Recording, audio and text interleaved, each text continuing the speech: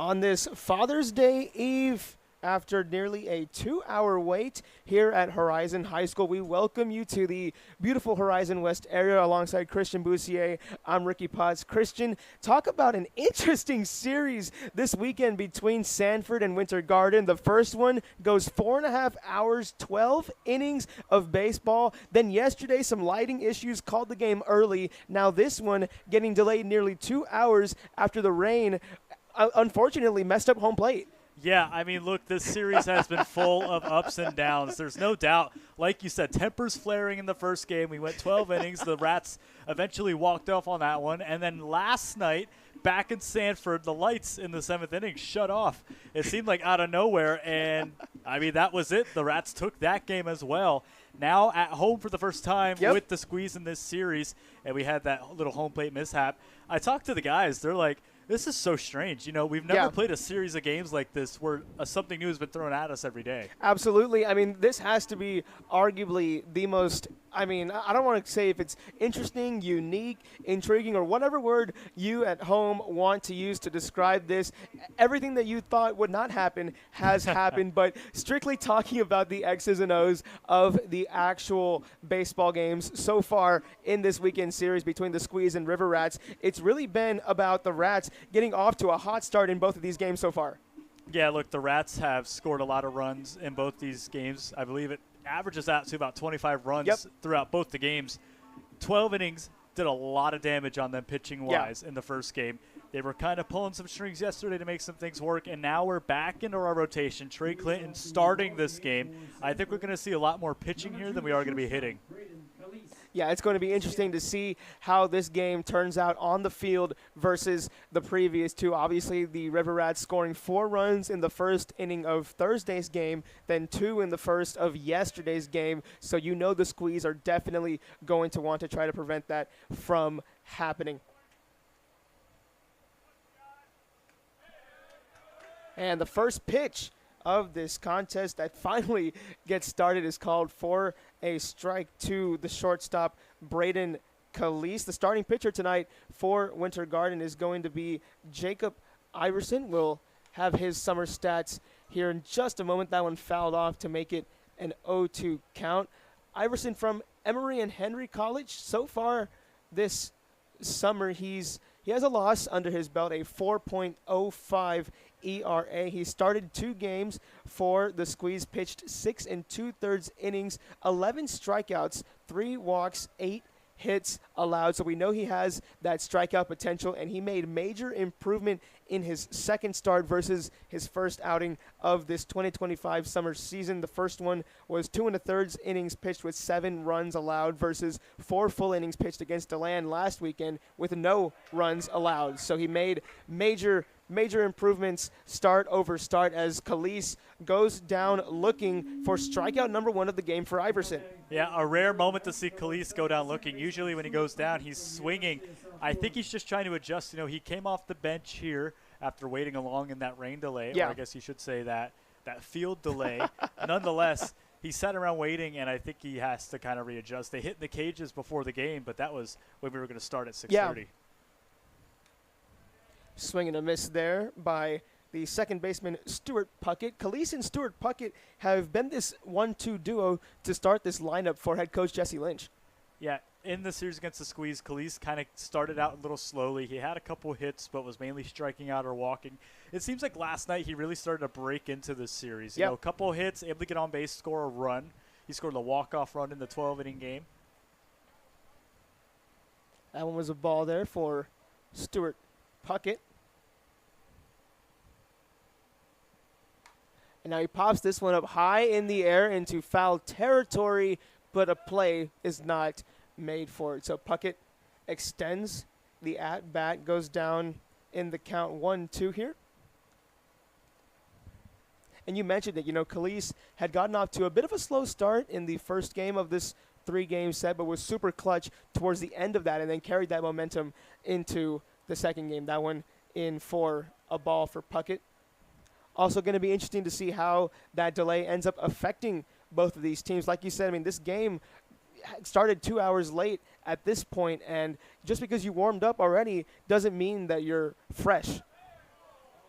And that one barely missing the zone there. Good read from Puckett. And also new umpiring. Again, obviously game over game. We typically get new umpires, but we'll see how the officiating calls the zone tonight. And, you're adjusting. When you come off a game like we saw Thursday night where it was clear that the players were struggling with the way the umpires were calling the game, now you go last night a new set of umpires, and now you go tonight a new set of umpires when you're supposed to have the same group all series. It again throws you off as a pitcher. You're pitching different strike zones. As a hitter, you're hitting different strike zones. You're also going to know how much you have to sell to the field umpire, too, when you're playing shortstop, second base, maybe first. Obviously, especially, these first 2, maybe 3 innings are definitely going to be used by these players to, I'm not going to say ease into the game, but they're definitely going to watch more pitches than swings, I would assume. But a big swing there from Dawson Harmon. Get underneath that one. He's an extra hitter tonight for Sanford. Yeah, Dawson, another guy who's been locked in recently. His brother Drake just now making his debut just a couple days ago. But Dawson has just been electric recently. One of the players of the week here. Made lineup of the week last week alongside Mock, the other Dawson. But, yeah, when I see Dawson Harmon up there, you just know he's going to go swinging. So Harmon down in the count, 0-2 early. He swung and missed the first one, then fouled that one back. And the 0-2 from Iverson. Fouled off again. And speaking of fouling it back, this is your first viewing of the infamous Horizon backstop that I was telling you about all throughout the last 48 hours. You see how far back it goes from home plate, and on top of that, it's a cage fence, so it's going to play differently than over at Sanford. Yeah, Pines and Saliba are going to have their work cut out for them today for sure. We saw last night and the game before bouncing off the brick wall right back into the glove for both catchers, and now it seems like they're going to have to really work if they want to stop it from getting behind there. Absolutely, and any wild pitches that don't hit one of the few poles that anchors the cage fence will be unfortunately stuck back there. So we'll see how that affects it here tonight. But Harmon now at a 1-2 count. He fouls that one off. Puckett was racing for second, but he'll have to come back. That one going over towards the softball field on the other side of the sidewalk. So still a 1-2 count for Dawson Harmon. Only one out for the River Rats. And the Rats love the look of the hit and run. They always are sending guys and having them also hit the ball, get something in play. It's a team that relies on their speed and agility on the bases that really helps them benefit. Throw down to Puckett doesn't go. Yeah, that was a quick pickoff attempt from Iverson. Obviously, he knows, especially after that base stealing attempt, just how fast Puckett is. And this River Rats team has guys with the ability to steal, not only just steal, but steal comfortably. You look at people like Dawson Mock, who's got 13 stolen bases this season. He's actually creeping up on that record here from the Florida League of 35 in 2007, and he's still got a lot of season to go. Absolutely. Iverson's pitch is swung on, hit deep. It's going to find the right center field gap. It goes back to the warning track. They're going to send Puckett all the way around to home plate. And Harmon is safe at third. RBI extra base hit from the extra hitter, Dawson Harmon. He found good contact on the 1-2 pitch from Iverson, yanked it in between the right center field gap. Duncan and Weckman had to chase it back to the warning track, but the River Rats once again get the scoring started in the first. A great way to break this game open for the River Rats, and I want to bring something up to you. We saw a lot of bats get broken by Stuart Puckett. I brought that up to you. One thing that Stuart Puckett is also known for, and I don't know if you noticed this, whenever he's rounding the bases, he almost 99% of the time loses his helmet. Yes, he does. Rounding the bases. Absolutely does. We love to see the fire and intensity from these players as Xavier Lopez watches that one go for a ball there. Xavier Lopez, the first baseman for this River Rats team, now a swing and a miss to make it even. Lopez has been the routine first baseman, it seems like, for Sanford in this series. You talk about routine. Lopez has found himself in a routine. 12 for his last 35. He's hitting 342 and 8 RBIs. Wow. A guy who's been pretty consistent at the plate as of the past week or so. He'll look to keep that momentum up, obviously, here tonight. And that one misses high and outside. So the count is even at 2 with 1 out and a runner in scoring position for the River Rats. Extra base RBI from Dawson Harmon sent Puckett home to score. Harmon now sits at third, and that's going to be called strike number 3. So Lopez goes down looking same way Calise did as well, and that's the second strikeout of this game already for Iverson. Yeah, Lopez not happy with the way that at-bat turned out. You know, looking for a hit after that triple from Harmon. I think you kind of carry that on your shoulders. And you want to be the guy who gets on base for Dawson Mock, and went down looking. So Mock making his first appearance not only of this game, but at Horizon High School here in the Florida League. Obviously a new home for this Winter Garden Squeeze team. Mock ahead 1-0 in the count. And that one misses again. Mock is in center field for this River Rats team that is 11-1 on the season. By far the best record in all of the FCSL. Yeah, they're looking for that record, winning streak there. I believe it's close to 15. I would have to dig back in the archives a little bit. But Dawson Mock, you look at him and how disciplined he is at the plate. He has a 1,000 OPS and a 588 on base percentage. My goodness. This guy is a walks machine. He obviously watches the 3-0 go by there. Not many hitters swing on it unless it's right down the pipe, but Iverson misses the zone there. And you talked about walk machine. There it is again from Mock. Yeah, Mock walks probably twice a game in his 3 or so at-bats that he'll get, and it's really incredible to see how disciplined he is. And another guy disciplined, Cameron King, who just stepped up to the plate, had himself a day yesterday. Yeah, he did. Absolutely.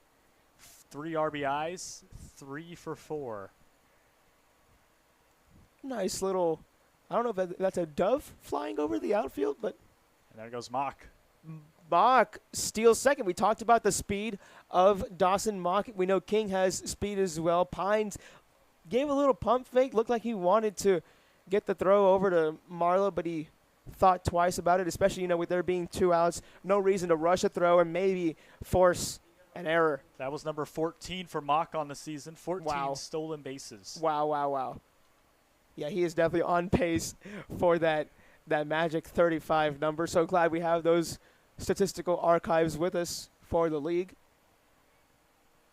As King watches that one go by, wild pitch gets back to the backstop, and it looks like Dawson Harmon is going to cross home plate. We talked about this tough backstop to get for both Pines and Saliba tonight. You see it firsthand there. Yeah, and like you said, watching Pines have to run back there, it's devastating to see, that ball gets away from you even a little bit. You're walking what looks maybe almost 30 feet to get back to that ball. And with Mock on third and, one of the best contact hitters in the game right here with King, another dangerous situation for Iverson. It's a 2-0 count. And that breaking ball just misses the top of the zone there. You heard the collective clamoring from this third base dugout right below us. But, yeah, honestly, I wouldn't doubt if the very furthest part of the backstop is even 40 feet behind home plate, as that one's a called strike 1 to Cameron King there. And the way I look at it is visually and mentally, how many basketball hoops could you imagine going back to the backstop, as that one bounces right into the glove of Dominic Donatucci, who makes the cross diamond throw in time. Bit of a slow blooper towards the left side of the infield from Cameron King, but a hot throw across the diamond from Donatucci. So we'll head to the bottom of the first here in Horizon West, but not before the River Rats once again scored 2 runs in the top of the first, squeezed down early.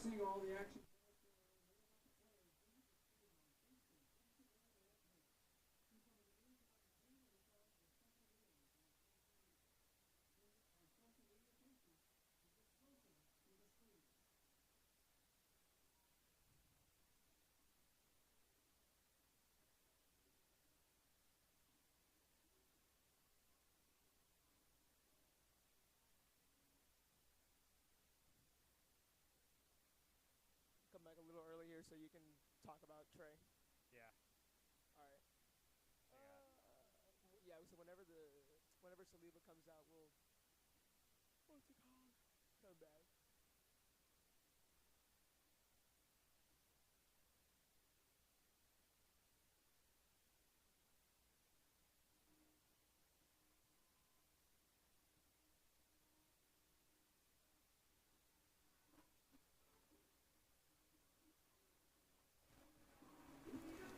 We welcome you back here to the press box up at Horizon High School as Ricky Potts and Christian Boussier are here to tell the stories of the 2025 Sanford River Rats and the 2025 Winter Garden Squeeze. But this is the newest starting pitcher in this series for the River Rats. Yeah, Trey Clinton coming out of Georgia Southwestern State University. He's only made 2 appearances this season, but he's got 2 saves, 6 innings pitched, 2 strikeouts, 3 walks, and 3 hits. He's got a 1.50 ERA hanging over his head, and a guy who could certainly deal if given the right circumstances. It all comes down to command. Walks is a big issue for this River Rats team. Absolutely. And we saw that really happen late in Thursday night's game between the Squeeze and River Rats. Obviously, the fatigue of that game going 4+ hours may have played some sort of a factor into that. But nonetheless, like you said, command is super important. But that 1.5 ERA, nothing to be ashamed about at all. But for this Winter Garden Squeeze team, the left fielder Nico Banez will lead things off. Shows bunt, takes it back, but it's still called strike number 1. After Banez, we're going to have second baseman Jordan Marlowe playing in his usual 2 spot, followed by the center fielder Andrew Duncan at 3. And if necessary, the catcher Drew Pines will be batting cleanup. Banez watches that one fall below the zone. First baseman Sean Stafford, interestingly, number 5, hitting number 5. And then extra hitter Zach Walker at 6. Rounding out the lineup is right fielder Braden Weckman, extra hitter Jack Waddingham, third baseman Dominic Donatucci, and then shortstop Javier Calzadilla will round out this lineup. Called strike 2 there for Nico Banez. 1-2 count.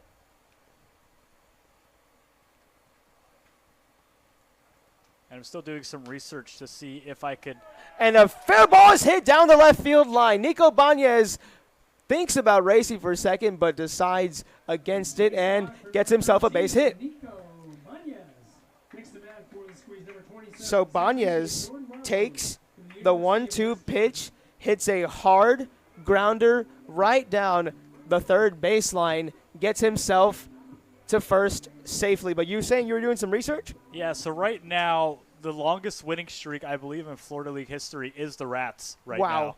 I've gone back to 2021 so far. I'm still taking a peek, but yeah, right now, 10 wins. Wow, so at least since 2021, the longest win streak in the Florida League. So Jordan Marlowe, the recent high school graduate, watches ball 1 go by, committed to the University of West Georgia. He grounds this one right down the middle of the infield, and Puckett makes the 4-3 play happen in time. So a bit of a slow blooper to second, but Puckett gets it there in time. So, correction, the Leesburg Lightning had 9 wins straight back in 2019, so we are tied with the Lightning as of right now from 2019. If they walk away with this game, I believe that would be the lead. Yes, that would be the longest streak since then, as Andrew Duncan steps up to the plate for his first appearance of the evening. Banez is at second after being advanced on the fielder's choice. Duncan takes strike one. We saw a lot of Duncan last night. A guy who's, in this series really broken out of the squeeze lineup a lot. Absolutely. He's gotten his fair share of chances to make fielding plays out in center. Watches that one drop below the zone there. The count is even at one. The River Rats, I should say, lead it 2-0 after scoring early in this one. They say he did not go around there. Andrew Duncan wisely retreats his bat. Technically, the tying run is at the plate here. We'll see if the squeeze can respond.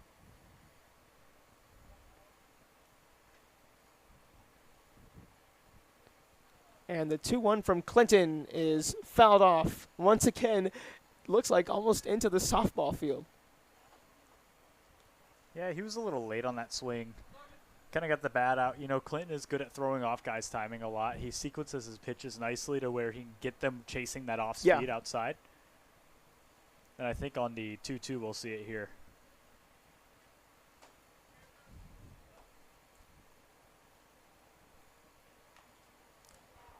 Duncan grounds that one into the shallow center of the infield.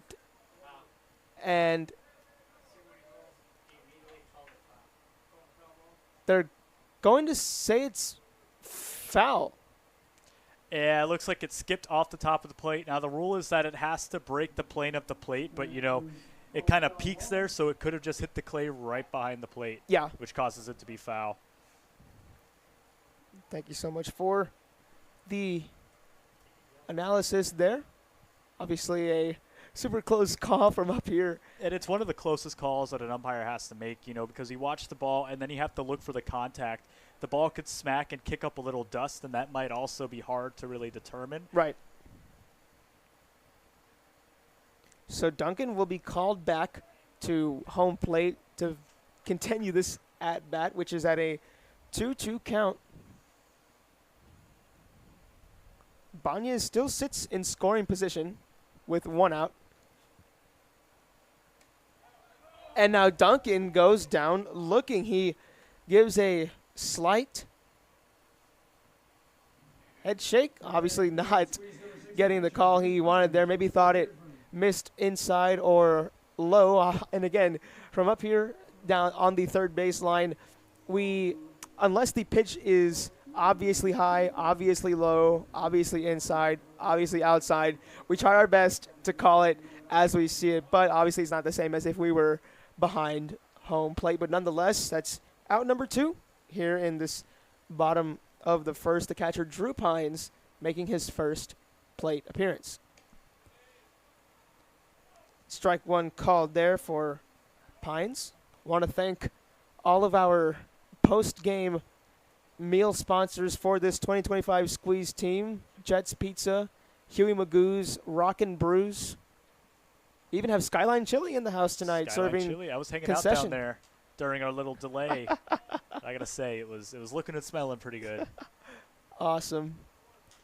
Always nice having, whether it's local vendors or known vendors here at Horizon High School. We also have a popsicle stand for anybody who may want a cooling refreshment of sorts. But Pines swings on the 0-2 and misses. So that pitch high from Trey Clinton, and like you talked about, sequencing his pitches well and fooling the batters. Yeah, and you see Clinton really working both the lower and the higher part of the zone. He's not really missing outside. He's more missing low and maybe a little inside, but for the most part, low and high is where he's like to working right now. Well, Trey Clinton, after allowing Nico Banez to get a single and then eventually moving him over to second, he gets the next 3 batters out in succession. So Trey Clinton not budging a bit, and the River Rats still up by 2 after 1. We'll be right back.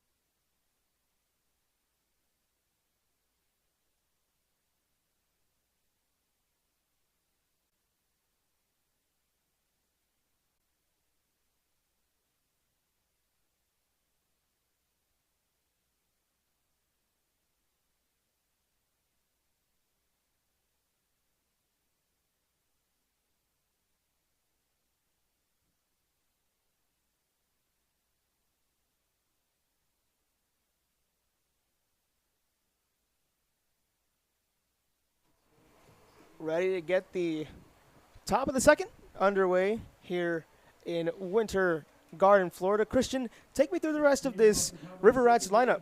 Yeah, look, leading off here with Anthony Saliba, another guy who has a lot of good power. If he could just make that contact, when he gets the bat on the ball, it really goes a long way, but he kind of struggles with pitches lower in the zone, likes to get on top of them a little more. His swing kind of comes through the middle of the zone. And then you look at, Drake Harmon, who we have yet to really see a lot of. He just came back from the University of Tampa, the champion University of Tampa back team. to back. And now, starting to break in. He had his debut hit, or his first hit, I should say, for the Rats just last night, a single out towards right field. So a little glimmer of what we might see from him. And then Bruno Schaefer and Manny Santana, great guys to round out this lineup. The River Rats have obviously the best record in the Fcsl, so something must be going right with this lineup, regardless of if there are any substitutions day-to-day by head coach Jesse Lynch. That one called for strike number 2.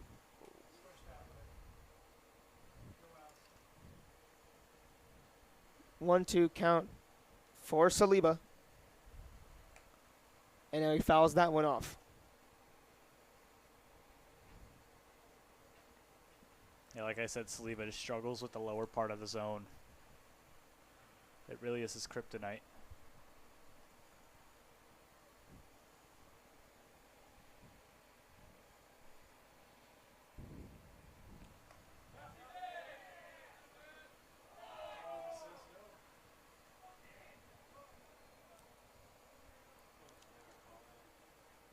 Check swing to tie up the count. That's Saliba's disciplined at the plate too. I have to give that to him.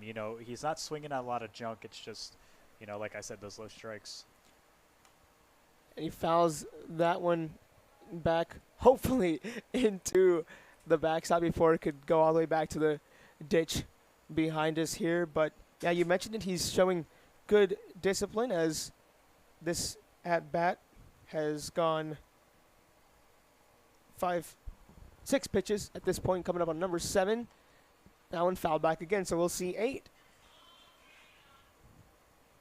Yeah, he's putting up a good fight here, up 2-0, trying to take the sweep here. You wait that long, I think that anger kind of builds up in you a little bit, and he's really aggressive at the plate tonight because of that. And out of the lineup last night due to that suspension from the ejection, so also back for a little revenge, I think, on the squeeze. Swing and a miss there by Saliba. He did not get the contact he wanted. That'll be out number 1, and another strikeout forced by Jacob Iverson here. And, yeah, you mentioned it. Obviously, he had to serve the 1-game suspension following tempers flaring in Thursday night's 12-inning, 10-9 ball game. That'll bring up the right fielder, Drake Harmon. I think at this point both of these teams have some sort of animosity towards each other, and that one called for strike number 1. Harmon playing in right field tonight, the back-to-back NCAA Division II champion. Had to come in just a little bit late for Sanford this summer as he evens the count up at 1, but talk about a cool pink bat. Yeah, he's got the kind of swagger going here on the plate, 285 hitter so far this season. That's only 2 hits, though, out of 7 at-bats. But, yeah, he's kind of the cool guy in the dugout, You win a national title, people start to look at you different. Oh, yeah, absolutely. So it's now 2-1 here with 1 out and make it 3-1. Yeah, I feel like every team, at least team sports-wise, there's certain archetypes of guys that you need on the team. You need your glue guy, obviously. You need your cool guy, and maybe your, how do I say this, your Pat Bev kind of guy, if that makes sense. Yeah, you need the superstar. Falling into an early 3-2 for Harmon, too. The full count pitch and the payoff is grounded up the middle. Calzadilla does not make the stop. It was a heater of a ground ball hit right up the middle for a base hit by Harmon. Yeah, great piece of hitting there. Calzadilla, a great effort too, diving effort, just right over the ball. I think if he dove maybe a little earlier, he might have had the glove on it, be able to stop it, but it's still a great effort. Absolutely. Always got to give credit where credit is due, regardless of the result. Calzadilla doing everything he possibly could to stop that. And if I'm being honest, with him having to go all the way to the ground for that, it would have been very difficult to get that throw in time to first, and the pickoff attempt unsuccessful. They'll keep Harmon in check at first base. The third baseman, Bruno Schaefer, is up to bat here. Schaefer, so far this summer, only batting 167, so trying to get that number up as the rest of these 36 games rolls on across these 2 months. And he watches that one sail high. Schaefer's another guy who, you talk about the glue guy. Schaefer and Manny Santana, I would consider our two glue guys, always smiling, always looking for improvement, always kind of trying to make those jokes in the dugout when things might not be going so well. And now that one finds the inner part of the zone there. Count is even at 1 for Schaefer here. Yeah, it's always good to have someone in high spirits like that. Iverson with a double play potential. Schaefer did not go around there, so it's now 2-1 for Sanford's third baseman. Schaefer also, I know we're not on defense right now, but Schaefer is coming in and playing third base, a position that he hasn't played a lot of this season. He's played a lot of first base, and he even played a little bit of second base earlier in this series. He's been moving around a lot. You'll notice Stuart Puckett not, in his normal area as well. And with the loss of Daniel Spiker to injury, moves a lot of guys. You'll see Pittman more in the defensive order. Alongside now Drake Harmon back in the outfield. The and 2-2. People like Bruno Schaefer kind of hanging around at third. Yeah, it's always interesting to see how coaches across the league shift guys in and out of not only the batting order, but like you said, the defensive order as well. And that's especially what the month of June will have more of than July. And Harmon actually is going to be a walk. So Bruno Schaefer with great plate discipline lets the payoff pitch miss the zone. And that's now 2 runners on base for Sanford with just 1 out. Looked like Harmon was going anyways. It looked like he took off for the steal, and then, with the walk, pretty hard to get there and, get the steal. Takes away your spotlight a little bit. But especially when you're trying to put together a team effort. I'm sure that's just a salute. And now the wild pitch sells back into the cage. Everybody advances. So Manny Santana watches ball 1 go completely out of the way of Drew Pines. Drake Harmon moves to third. Schaefer moves into second. Both runners are now in scoring position, and Iverson in a bit of a bind here. Yeah, you talk about a bind, this is a Santana who is probably at the top of his play right now, Like I said, 3 for 3 yesterday with 3 singles and a walk. He's finally found that piece for him that's clicking. And to face, for Iverson to face him right now at the top of his game, it's got to be a little scary. That one misses low, so it's a favorable 3-0 count for the extra hitter Santana. And yeah, absolutely. It's always, I'm not sure exactly how much it affects pitchers psychologically if they're pitching against someone who's in a bit of a hot streak. Santana shows bunt, takes it back, and that'll be a walk even though the ball was dropped. So the bases are now loaded here by the River Rats. Everybody showing plate discipline, doing their job, and getting on base. And you look at how games last night and Thursday night went in this series against the Squeeze. A lot of the runs, although batted in, the runners, I should say, the people on base, were actually brought in by walks. Yeah, I know what you mean. Yeah, they've had quite some walks across the last 48 hours as Dominic Donatucci takes a walk over to the mound and gives Iverson some reassurance, perhaps. That'll reset this batting order for Sanford. The UCF captain, Braden Calise, makes his second appearance in as many innings. And that one called for strike one. Braden Calise, one of those rare, multi-tool guys. You see him in the field with that great defense. You see him at the plate with that good discipline, and he's got the power. Again, another Anthony Saliba type guy, just struggles lower in the zone, and if he doesn't make solid contact, it's not really going anywhere. And I like this little new wobble that Calise has at the plate. We haven't seen that a lot from him, even through the UCF seasons. The 1-1 called for strike to Calise. Takes a bit of a shrug off of sorts as he's now behind in the count 1-2 to Iverson. Iverson walks or hits Calise, I should say. So another batter walks. Calise moves to first, Santana to second, Schaefer to third. Harmon comes home to score, makes it 3-0 in favor of Sanford. Was going to say, Iverson, he's about to throw his 60th pitch of this outing already. And that one grounded to Marlowe, and he turns the 4-6-3. Marlowe to Calzadilla to Stafford, gets Puckett out at first, but not before the Rats put another run on the board and extend their lead.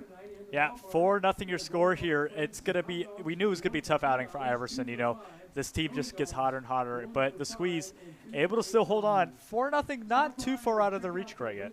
Absolutely. We'll see how the Squeeze can respond in the bottom half of the second inning. However, Jacob Iverson has now thrown 60 pitches, so we'll see how much longer he goes in this outing. Don't go anywhere.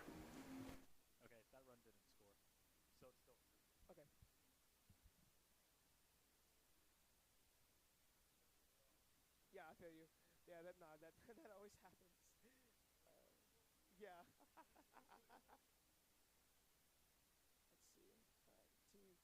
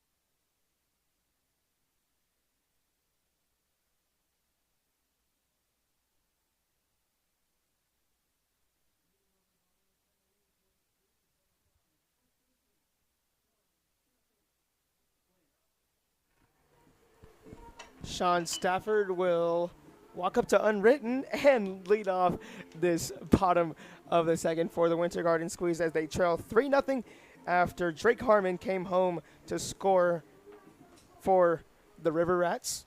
And Stafford obviously has the only home run so far of this 2025 summer for Winter Garden. He's been their first baseman for almost every game thus far. He actually started off having to get subbed in to play first base in their opener at Orlando after some injury issues for this team. You mentioned that the River Rats lost a player due to injury. The Squeeze did as well. They lost a big bat in Ben Maskin.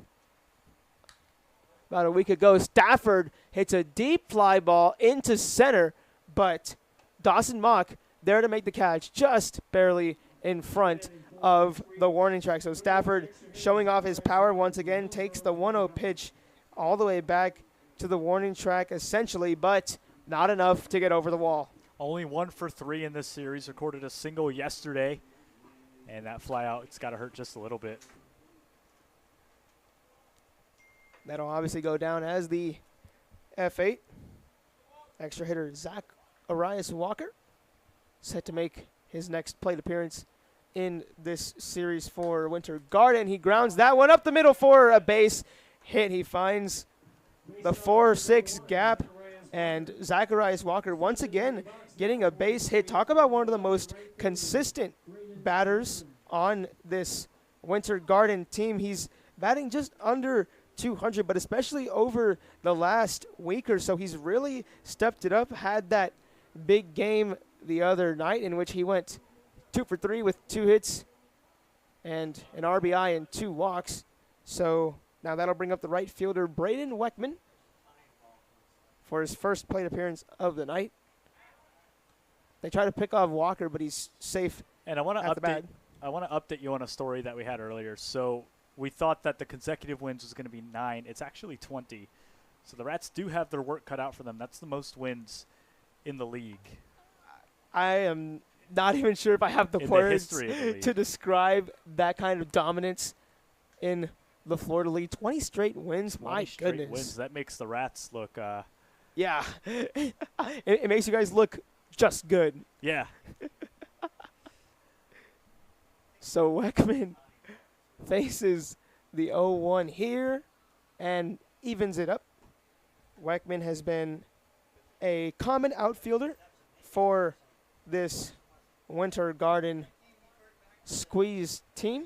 He's either been an extra hitter or an outfielder.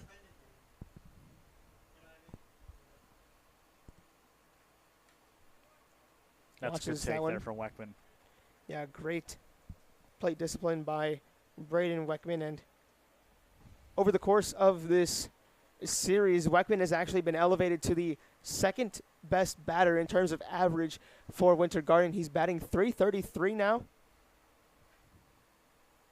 And he hits that one deep into center. Mock trails back, makes the catch for out number 2. So Dawson Mock has had to force both outs so far in this bottom of the second. Good contact from Weckman, but unfortunately not far enough. That's back-to-back deep flies for the Squeeze, and you look at where that power's coming from, at the middle of the heart of this lineup, really, between Weckman and Stafford. Yeah, they're giving Dawson Mock a lot of work here, and that one just misses low and outside. Nod of approval from Jack Waddingham there.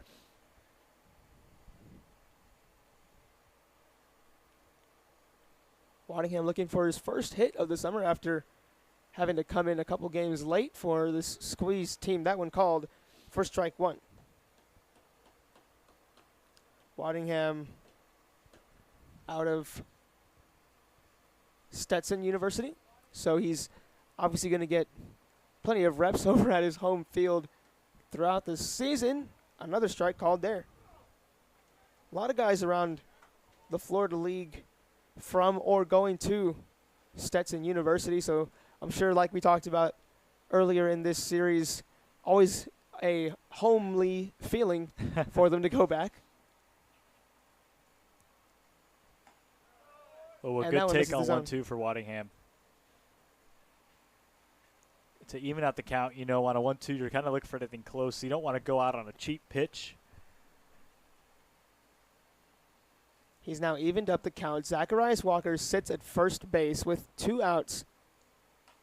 Waddingham grounds that one foul.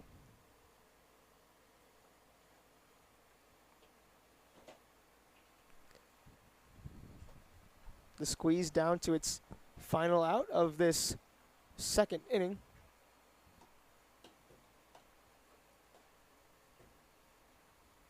Waddingham an extra hitter.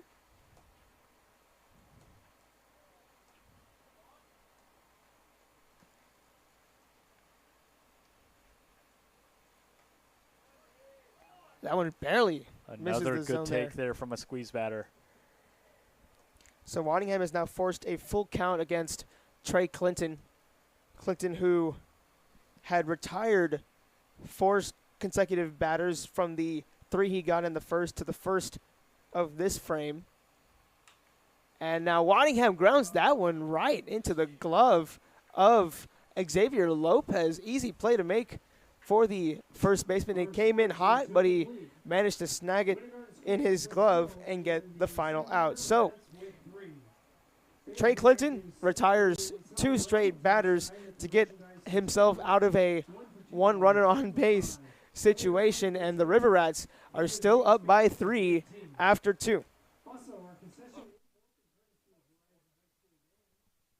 Because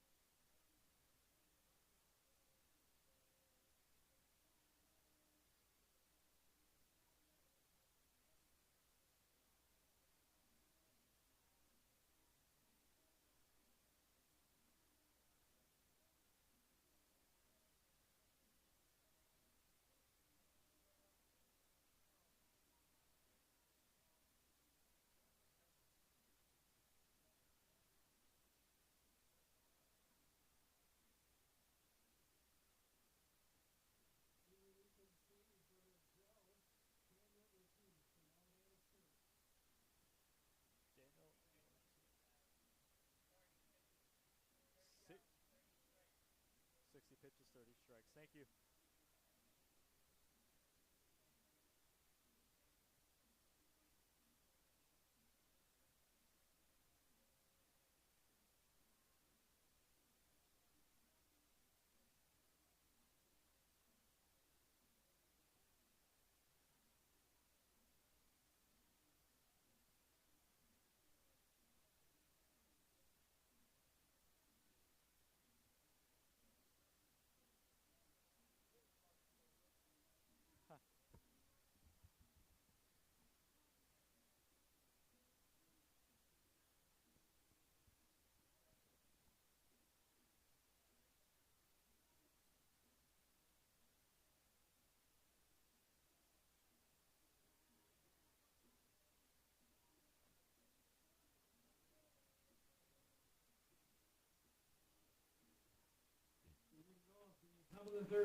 welcome back to the 3rd inning here at Horizon High School. New pitcher in for the Winter Garden Squeeze after Jacob Iverson, unfortunately for him, threw 60 pitches across his 2 innings of work. So the reliever, Daniel Ortiz, will make his 4th appearance, I should say, of the season thus far. He's pitched 5 full innings as a reliever, only allowed 3 runs, 4 hits, 6 walks, and has 6 strikeouts as well across those frames. So fairly consistent for a reliever this summer, especially when this team is trying to bring its record back around before the turn of the second half of the season. That one misses the zone there for Dawson Harmon. You look at, some of these scores around the league, too. This is a series that a lot of people are looking forward to, but look at Winter Park in Orlando. 7-7 right now, all tied up, and 3-2 Suns in Leesburg.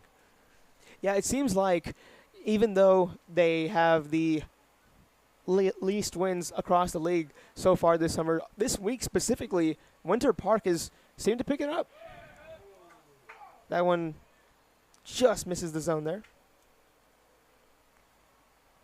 And that's the beauty of not only summer baseball, but baseball in general. You never know when different teams can get hot, different teams fall into slumps, and before you know it, records can change by the week as Harmon hits a hard grounder into center field for a base hit. Another one finds the 4-6 gap, and that'll be another trip to the bases for Dawson Harmon tonight.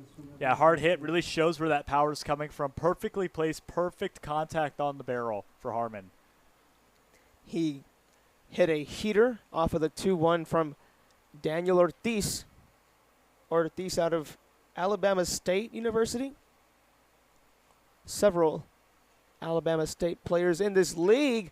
And that one is actually going to be a double play because Xavier Lopez hit a liner right into the glove of Sean Stafford. And since the runner was off of the bag, he touches it, making it a double play. You talk about right place, right time. Everything worked out perfectly there for Stafford.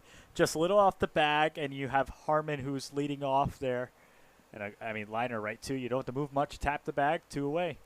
Yeah, I'm sure that Daniel Ortiz let out a big sigh of relief there, but he cannot let his foot off the gas anytime soon because the walk machine is at the plate.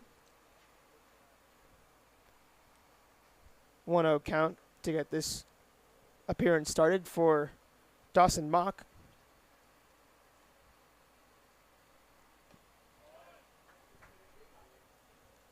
Swings at that one. His first time up, he walked and eventually made it to third before his what would have been a run not getting counted due to the ground out. Called strike there.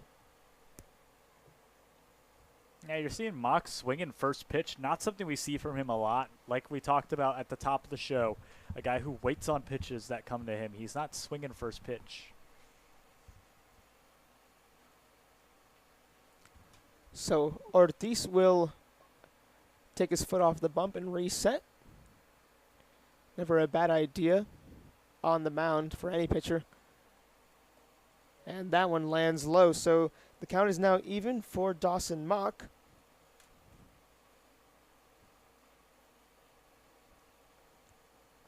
Mock out of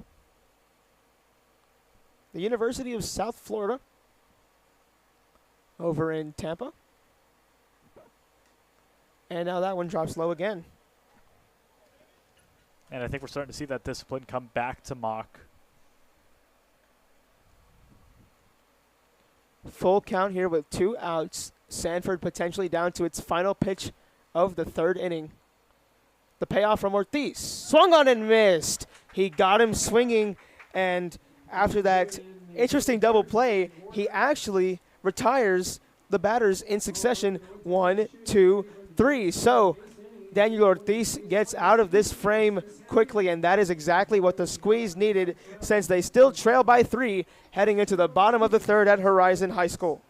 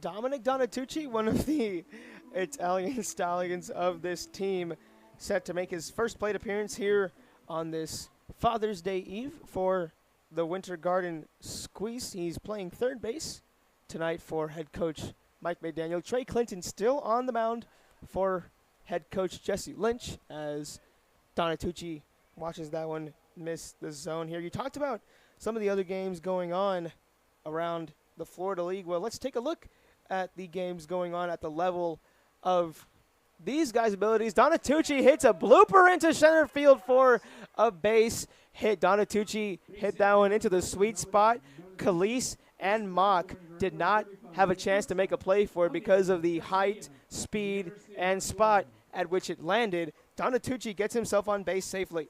Yeah, another tough spot for defenders. You talk about those little pockets on the field, like you see it kind of down the third baseline and maybe again down the first baseline. That's just one of those pockets where nobody's really able to get to it in time.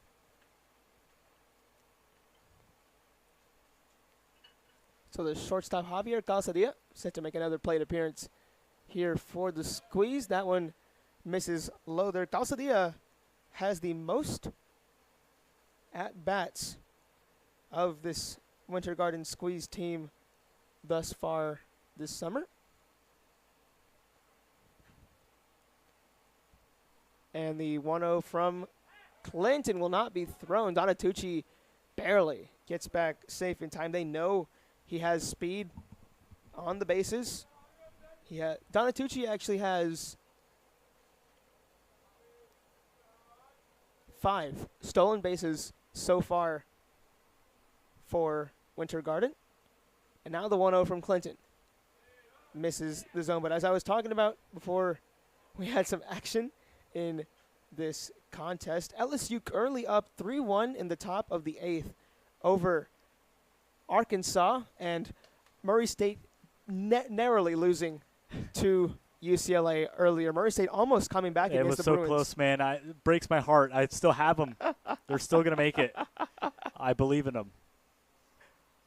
We got some, I guess, I'm not sure if this is Arkansas disliking or LSU loving from Ethan, our production crew tonight. He says he's showing all love to LSU as Javier Calzadilla safely walks to first. And interestingly enough, Winter Garden gets 2 batters on base with no outs here. Yeah, and there's still a big double play opportunity for the River Rats, but they have yet to get a ball in play this inning. Going to be tough. They're going to have to really pitch to Banez here. Yeah, Sanford now in a bit of a bind here. And this LSU-Arkansas matchup, definitely the heavy hitter matchup out of the entire Men's College World Series so far. Banez shows bunt. Clinton picks it up. Khalees gets it at second, but they do not get Banez out at first. Calzadilla will get called out at second after Trey Clinton got the shortstop out at the bag. So that's now 1 gone here for the squeeze. Donatucci moves to third. Nico Banez moves over to first. Yeah, and good baseball IQ by Clinton just to get the lead runner. You think, I might not get the guy at first, but if I can get the guy from going from second, that stops the scoring opportunity later. And opens up double play potential. Donatucci with a big lead off of the bag. And that one's going to be grounded into the glove of Khalees. They're saying he caught it in the air. And since Donatucci was going home, they're going to have some officiating discussions here. They say Khalees caught it, and he throwed it back to Schaefer at the bag, which would have gotten Donatucci out, and they're calling him out. Double play, technically, because Khalees caught the second out, threw out the third man at Donatucci at third base because he was off the bag. Head coach Mike McDaniel is livid right now. Yeah, we've seen tempers flaring in this series all week long, but some close calls. That one not close at all as the helmet goes flying in. There he goes. They're going to toss head coach Mike McDaniel, and we're going to come back in just a little bit.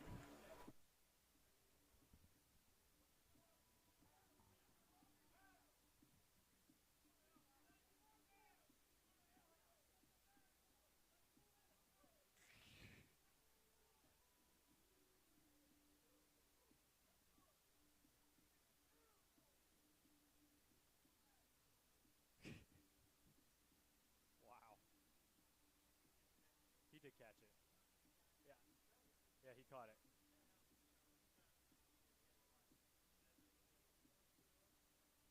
Coach got tossed. Yeah, he threw the helmet. He was gone.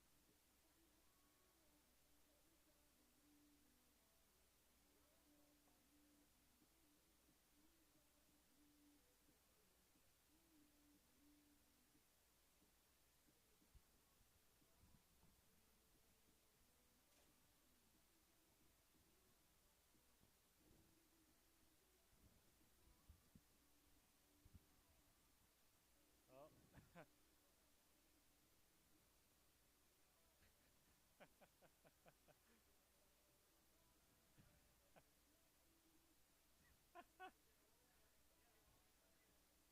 Oh my goodness. He drove an hour. We're through 3 here at Horizon High School as more tempers flaring in this high animosity series between the Winter Garden Squeeze and Sanford River Rats. Head coach Mike McDaniel has been thrown out of the game, and I believe that is between fans, players, and coaches. 6 maybe? Yeah, 6, maybe 7, because, obviously the fans are the ones that kind of bring that number up, because I'm sure we had at least 3, maybe 4 fans thrown out in that first game, and then we had Saliba, McDaniel.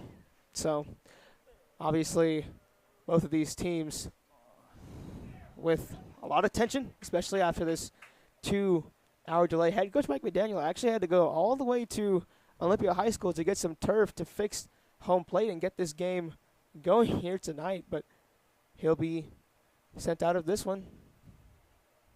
Yeah, and two teams that really have no business being rivals. They're not competing for the league lead right now.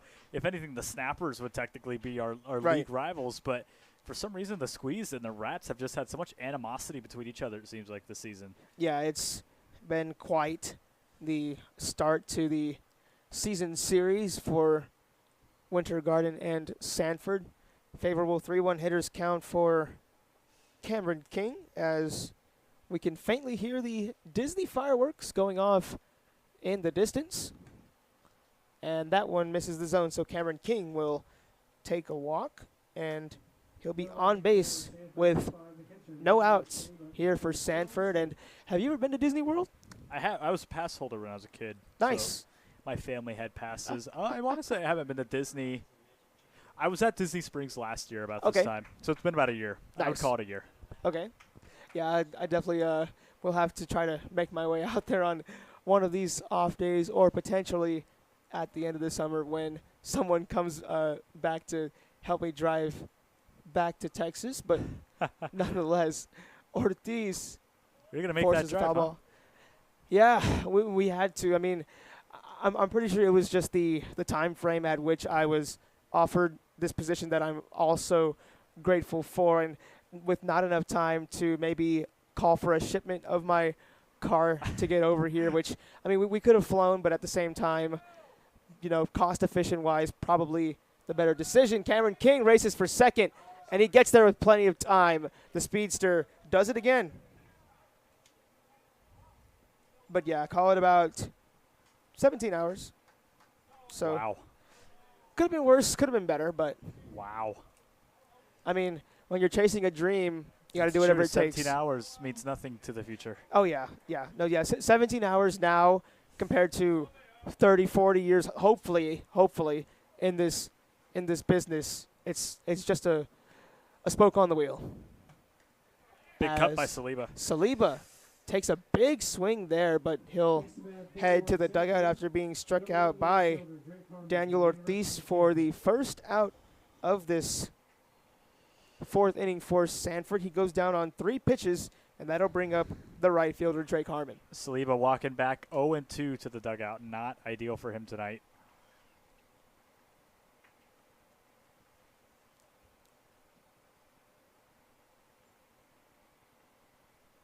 The first pitch he sees misses the zone there. People always ask, because obviously I'm from Texas, I go to school in New York, worked in North Carolina last summer. Now I'm working here in Florida. They're like, well, how did you even get to New York in the first place? It's really for school. That's all I can say. It's just for school.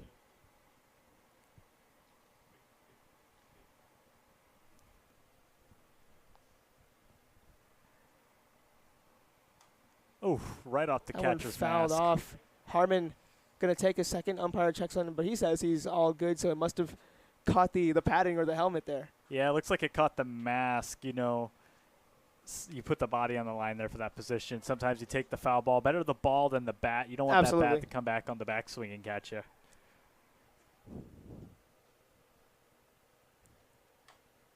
Another one fouled off this time, so that'll be a 2-2 count here for Drake Harmon. I mean, yeah, you mentioned it. Baseball, in certain ways, can be physically demanding, but arguably, I mean, outside of pitcher, no position goes through more physical toll than the catcher. You look at Anthony Saliba or even Pines, both of them in the first 2 games of the series putting their bodies on the line, making these long leaping grabs, trying to keep the ball in front of them off the back wall.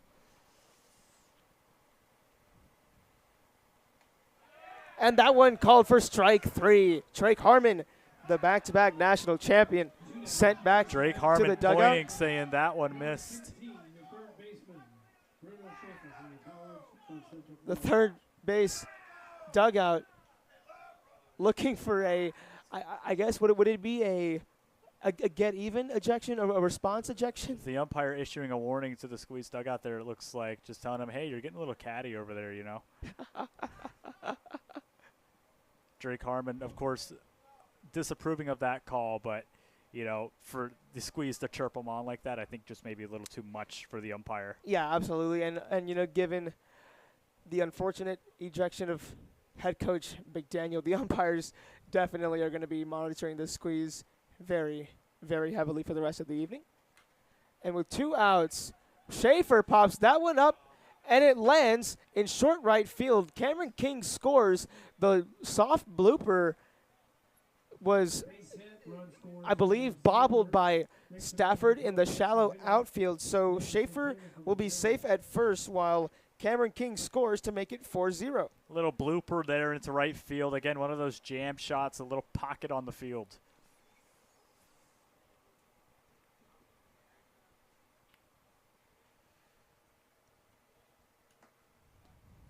That'll bring up the 10-hole hitter, Manny Santana.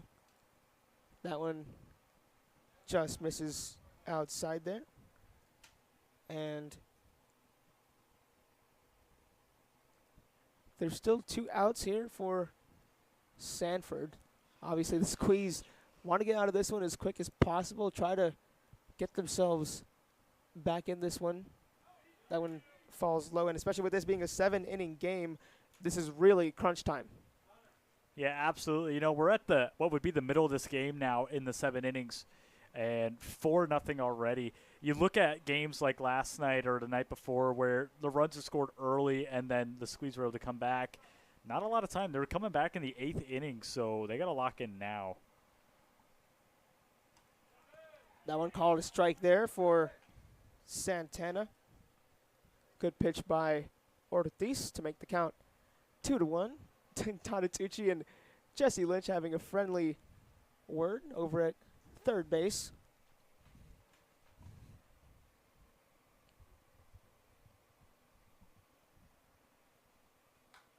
This one popped up high in the air to foul territory. Donatucci lets that one go as it went over the cage fence here, I believe. And obviously, tippers have been flaring in this series so far. But overall, across the summer. It's always cool to see guys from opposing teams having their friendly moments before the games, after the games, or players, just having little chatter with opposing coaches at the corner bases.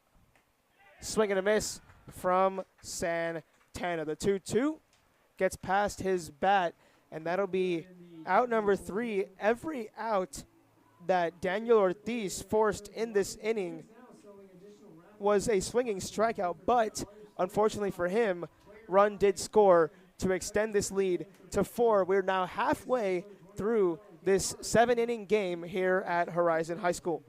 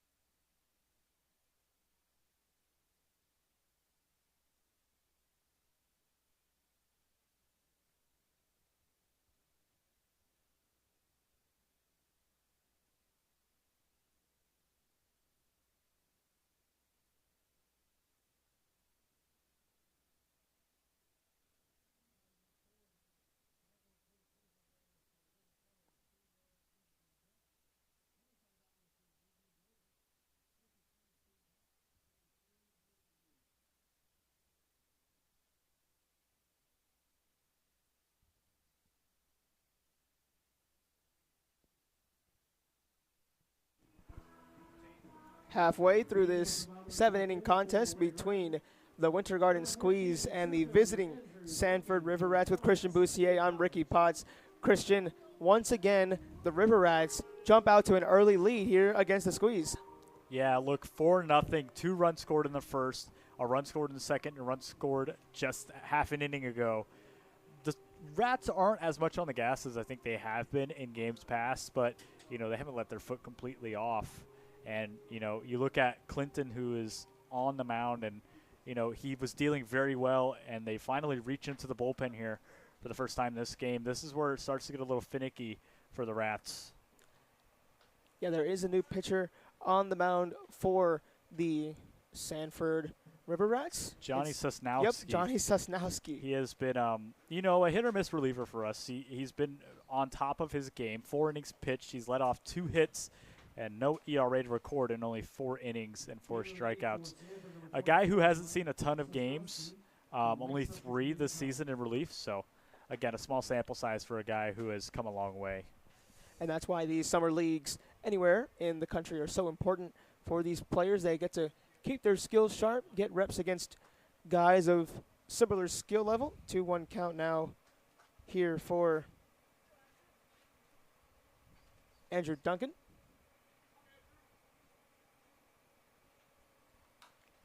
Grounded to third. Schaefer gets the throw in time to Lopez. Nifty throw there from Schaefer. He kind of did a one fell swoop motion. He caught the ball on the way down, swiftly got it into his throwing hand, and threw a bit of sidearm to Lopez in time. What a play. Yeah, great play by Schaefer, the new guy at third base in the hot corner. Played off the hop and, routine throw to first for him. Can't blame the Winter Garden Squeeze for having a lot of King Pluto fans, future listeners all the way around this lineup. Pines grounds this one up the middle. Calise has a difficult time making the play for. He almost had it, but did a bit of a tumble as he tried getting for it. But nonetheless, Pines safe at first. Yeah, that shows why he's the UCF captain there. Good dive, able to keep the ball from going into left center field. Good stop. He didn't get the glove on it, but put the body on the line to keep him at first. Always good to see hustle from all these players. As Sosnowski's next pitch is way low and inside. Good watch there by Sean Stafford. The first baseman flew out to center field his first time up. He'll look to redeem that here. 1-0 count with 1 out and a runner on base. And another one finds that same spot. A different arm slot out of Sosnowski, too. One of those more sidearm pitchers that we see on this Rats bullpen squad. Also an adjustment for hitters to make. You see the ball at a different time in that kind of different arm slot. And now that one finds the inside part of the zone. Looks like Sosnowski got the control on that pitch that he wanted there that he didn't get in the first two of this at-bat. Stafford from Folsom Lake. And he fouls that one all the way back. Looked like his bat kind of scooped it up.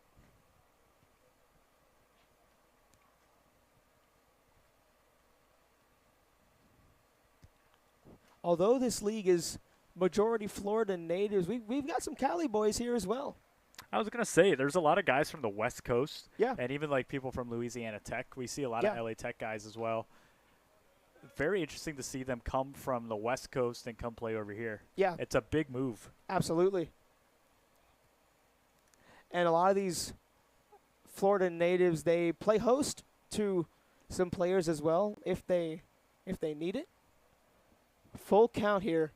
The payoff swung on and missed. Stafford will have to jog his way back to the dugout as Sosnowski fooled him there for the swinging strikeout.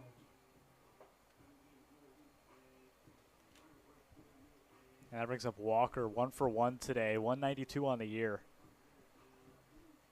Yeah, like I said, Walker, especially this week, has not really looked like a 192 hitter, so he'll want to bring that average up as the season progresses, and I'm sure he will, but nonetheless, that one called for strike one to the extra hitter. Walker has been an outfielder the entire summer for head coach Mike McDaniel, and now that one drops low. There's 2 away here for Winter Garden, and they're running out of time, unfortunately, since this is a 7-inning game.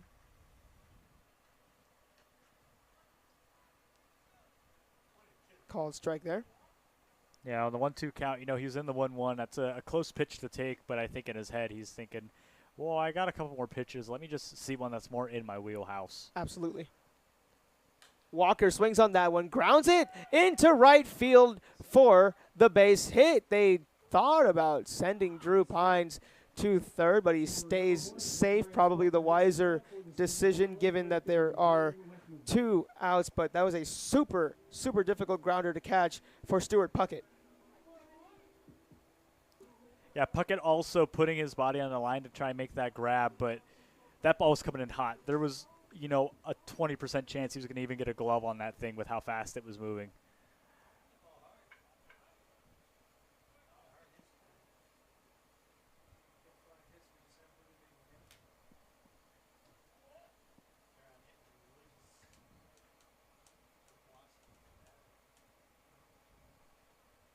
So Weckman, in his second plate appearance here tonight, lets the first pitch go by and outside of the zone. Swing and a miss there. Braden Weckman out of Snead State University.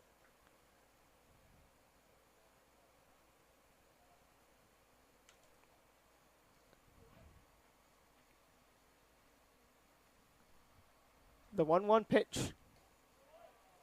Just low. Sosnowski's been missing low. I think he needs to kind of readjust his arm. We talked about that sidearm arm slot, and that usually brings a little bit of lift on the ball, but it seems like he's coming more towards the top of his knee, which is keeping that ball low and almost line driving it to the zone.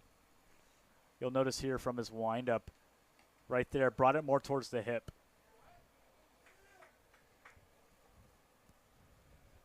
That one worked for Sosnowski, forcing Weckman to swing around and miss there. He had a very solid 2025 college season over at Snead State. 21 games played, .316 batting average, 7 RBIs. So we know he has the contact potential, but not right there. Unfortunately for him, he goes around another one that misses contact there. So the last 2 outs of this inning that Sosnowski got were via the swinging strikeout. So we'll head to the 5th inning, and the Squeeze running out of time to get back in this one. Don't go anywhere.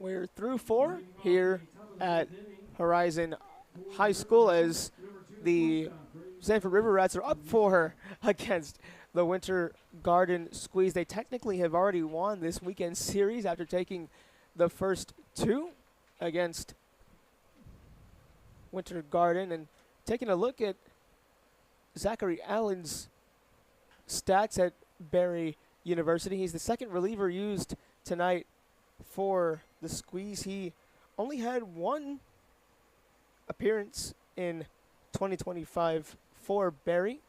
Pitched 2/3 of an inning, allowed 2 hits, a run, and had a strikeout. So obviously, like a lot of the guys around this league, he's looking to get more reps under his belt against similar competition, as that one lost by Pines. 0-2 count makes it now 1-2. The lineup has reset once again for the Sanford River Rats. Braden Calise is at the plate. And Calise hits that one out into the outfield, and Andrew Duncan makes the easy catch. Took about 5 big strides backwards and forces the easy out. Yeah, and although it went far, that was actually pretty weak contact from Calise, just right off the top of the bat. I think if he barreled it up a little more, we would have seen a different story, maybe up against the wall or caught at the warning track. But for Calise, yeah, tough contact. That's 1 up, 1 down here for the River Rats. You got to believe Zachary Allen will want to work as quickly as possible here, as there's only 9 outs left for the Squeeze to work with, down 4. Stuart Puckett, the second baseman, here in his 3rd plate appearance of the evening, takes strike 1 looking. Even 1-1 count here makes it 2-1. Some action in that River Rats bullpen, too, out there. Looks like a right-hander. I'm trying to get a glimpse of that jersey number. That pitch fouled off nearly up here into the press box. Actually landed probably about 2 feet I was below. should have brought my glove with me.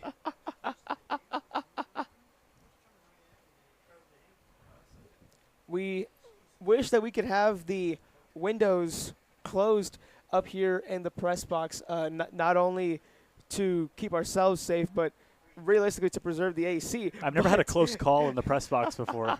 But outside of that, I mean, yeah, our camera was nearly doomed there, but and now this bat goes flying over the fence. And you talk about Stuart Puckett. That is the 5th time this season that bat has left his hands. And that is not a lie. Stuart Puckett has lost the bat once a game. Ricky, you can't make that up. I'm sorry. I'm not being exaggerative. He's lost a bat and thrown a bat once a game for the past 2 weeks. That is. He had a broken goodness. bat raffled 2 nights ago. Oh, my goodness. I mean, yeah, that is. You talk about a swing and a miss.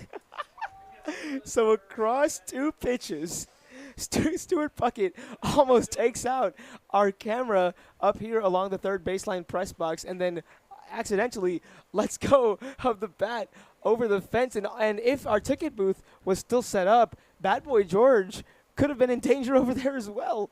That bat had a family, Stuart Puckett. I worry about those fans that are sitting out there walking on the concourse. This one is lined out, and it's going to be fair in left field. So Dawson Harmon almost raced for second base, but he stays safe at first. Good base hit there. Got great contact, good height, good pace off of that one. He took the 1-1 out into left. And, you know, watching that ball almost come up here, I'm sure it landed maybe 2 feet below the bottom of our press box, but it reminded me of that clip of longtime legendary Yankees radio announcer John Sterling getting hit by a baseball over at Yankee Stadium, and he continued to call the game afterwards, so big ups to him. We obviously would have done the same as well, but my goodness. Hey, you don't really feel like we're in a dangerous situation. A lot of folks don't really see the view we have of the field right now, but it's prime foul ball territory. Yeah, no, it technically is, and that's, I mean, even if you're at a press box that's behind home plate, depending on how the ball flies and everything, you're never really out of the way unless your press box is like literally, I guess, like bird's eye view from the field. And even then, what if a pop-up goes straight up in the air and hits the press box? Yeah, and, you know, you see Major League press boxes a lot of the times get hit with foul balls, and it just shows you, you know, you're not really immune from it, even if there's nettings. Absolutely. Oh, up high, and he takes it for a walk.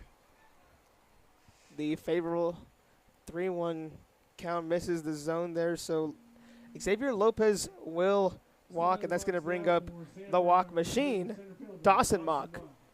Yeah, 2-1, 2 out here for the Rats in a 4-0 game. They're trying to close in on that run rule, too, I think. Get this game done a little early. They sat for so long. I think they're eager to just get this done and over with. Mock grounds that one to the second baseman. Marlowe Stafford had some difficulty corralling that one. He had it in the glove, but it just slipped out. So that means that Dawson Harmon moves to third base. Xavier Lopez is now at second, and Dawson Mock is going to move to first off of the unfortunate error. Cameron King gets underneath this one, flies it out into center field, and with 2 outs, Andrew Duncan makes the grab. So another out that has to be forced by the center fielder.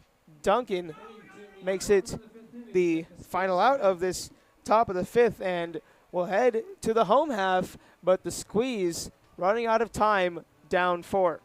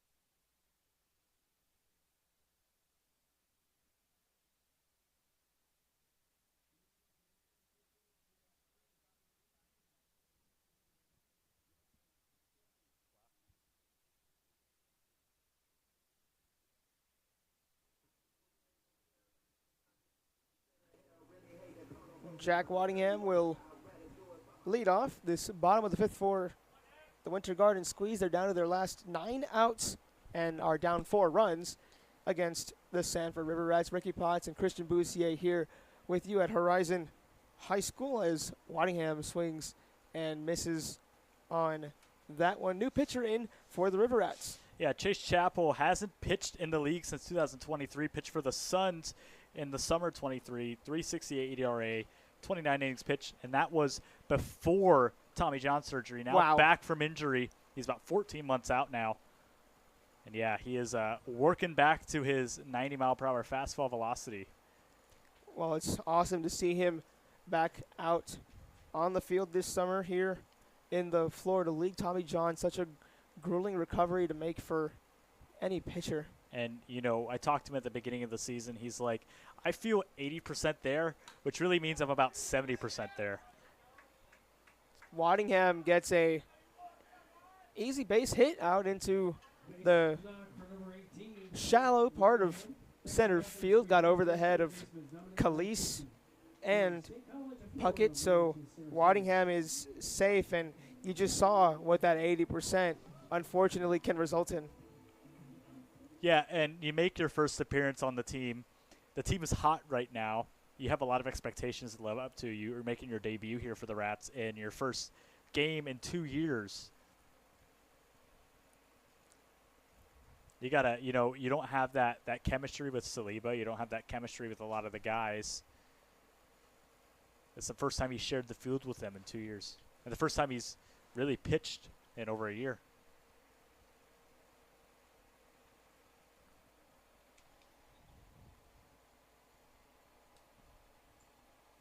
So now the third baseman, Dominic Donatucci, making his second plate appearance of the evening. Watches that one miss the zone there. He must be a Sabrina Carpenter fan, I guess. Are you? Yeah, I saw her in concert. Oh, wow. Back in October. My Awesome. girlfriend made me go, but it was a good time. Made you, or did you want to? Yeah, partially wanted to. Okay, respect. There's some good music going on there. Yeah, for sure.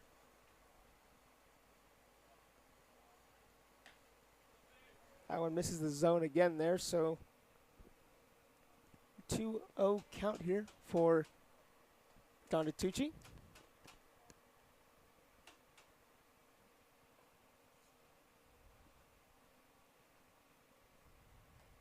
And a swing and a miss there, so that'll be the first strike for the third baseman. Looking to replicate the single he pulled off in the third inning, especially with this runner on base with no outs. And now that one way low and outside.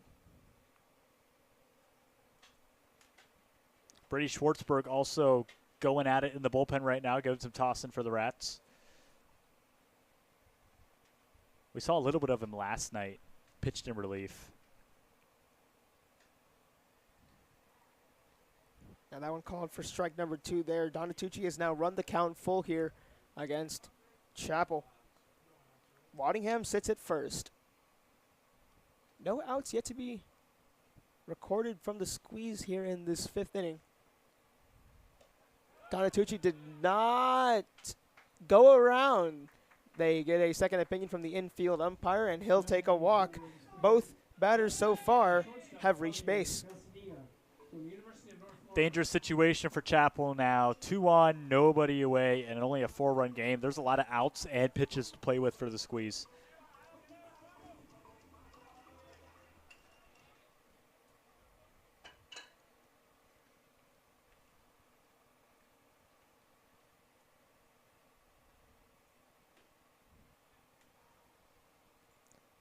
Called strike 1 on the first pitch that Calzadilla sees from Chappell. Calzadilla got some base path dirt on his jersey after that dive we saw earlier. Yeah, just a little bit. Just a little bit.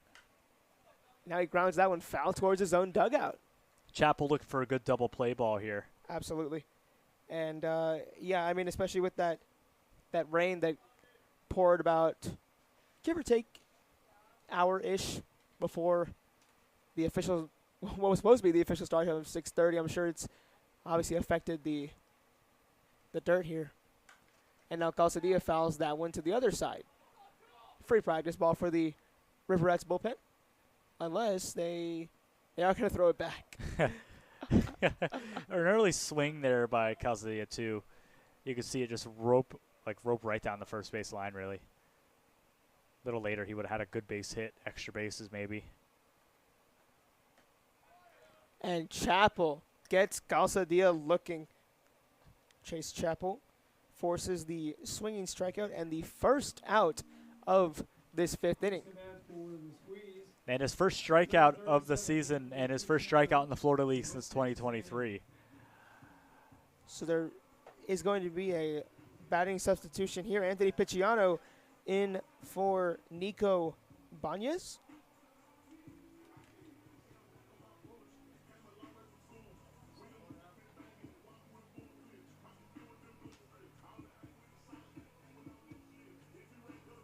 And now we're just waiting for him to get set up, get ready for this game. So he's the other Italian stallion that we have on this Winter Garden Squeeze team. Fortunately, did not get playing time as a freshman over at West Texas A&M. 0-1 count here, but that's, again, one of the many benefits of summer collegiate baseball. But Picciano listening to Texas native, Big X the plug. Can't blame him. That one drops low there. Good little trick there from Anthony Saliba. Toss the ball back up barehanded. Haven't seen that out of him before. The 1-1 from Chappell.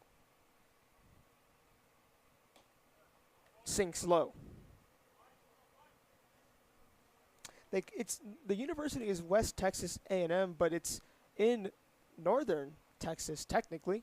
Interesting. Just outside of Amarillo, but I guess technically it is on the western half of the state if you're going by that. Picciano flies this one out into shallow right field. Drake Harmon makes the catch and out number 2. So Chase Chappell is one out closer to getting himself out of this 2 runners on base bind, as that'll bring up another substitution for the squeeze here. Isaac Incinelli comes in for Jordan Marlowe.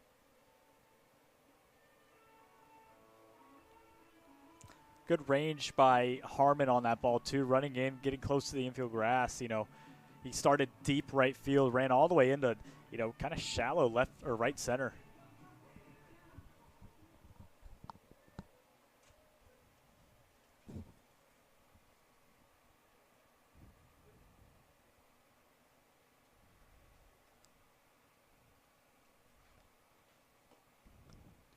Incinelli watches that one almost find the dirt there. So the first 2 batters reached base safely, and now the last 2 have been retired in succession. So good response here from Chappell. The 1-0 to Incinelli drops back to the backstop. Both runners advance. Yeah, off the top of the plate, Saliba did a good job of trying to get up there. It got a little by him, but not too far back. Keeps the runners, you know, a little honest. That guy could have thought about scoring. Second and third now for the squeeze. Both runners in scoring position. The tying run, I should say, is on deck.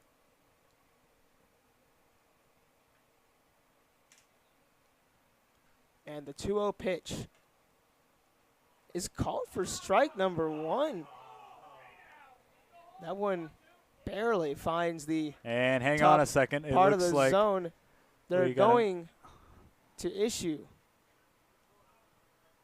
another warning to the squeeze dugout. Yeah, that's squeeze dugout, you know. Been chirping both the team and the umpires a little bit tonight.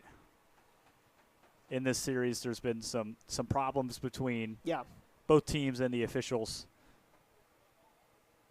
Things just got a little too far, I think, for the home plate umpire.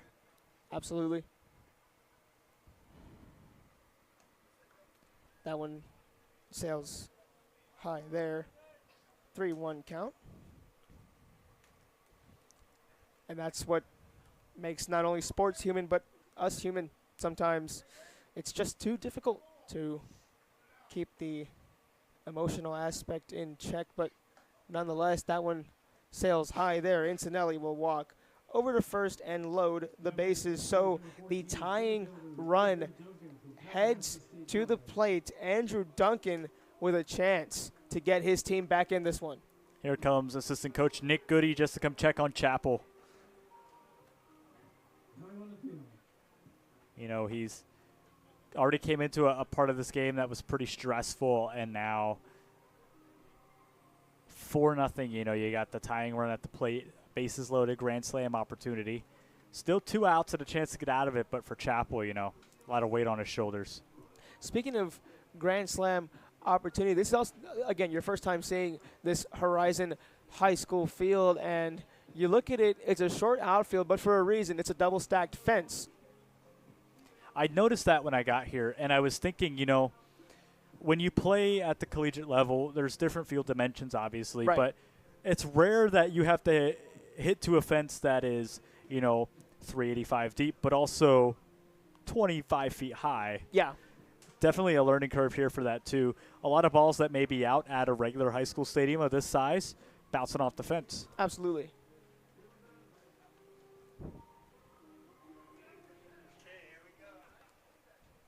So with 2 outs, Andrew Duncan steps up to the plate with the bases loaded.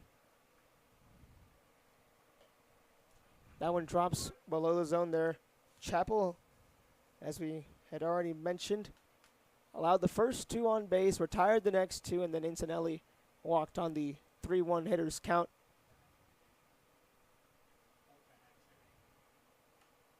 That one sails high there.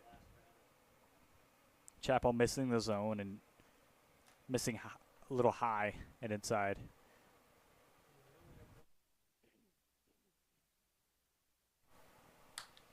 And Incinelli hits a deep fly ball into center field, but Dawson Mock makes the catch and gets Chappell out of a bases loaded bind that, if it landed, we're looking at maybe multiple runs scoring. Good contact by Andrew Duncan, but we're now through 5 here at Horizon High School, and the Squeeze still trail by 4.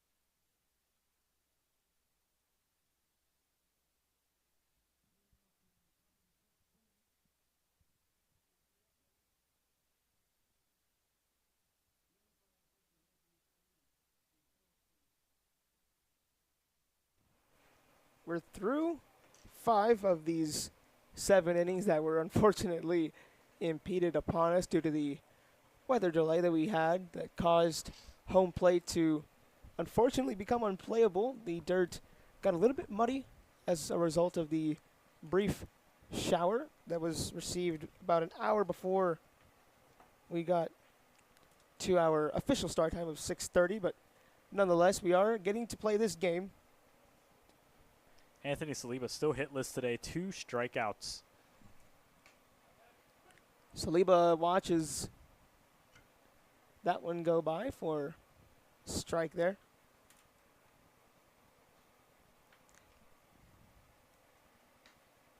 And a swing and a miss. 3 pitches is all Zachary Allen needed to send Anthony Saliba to the dugout.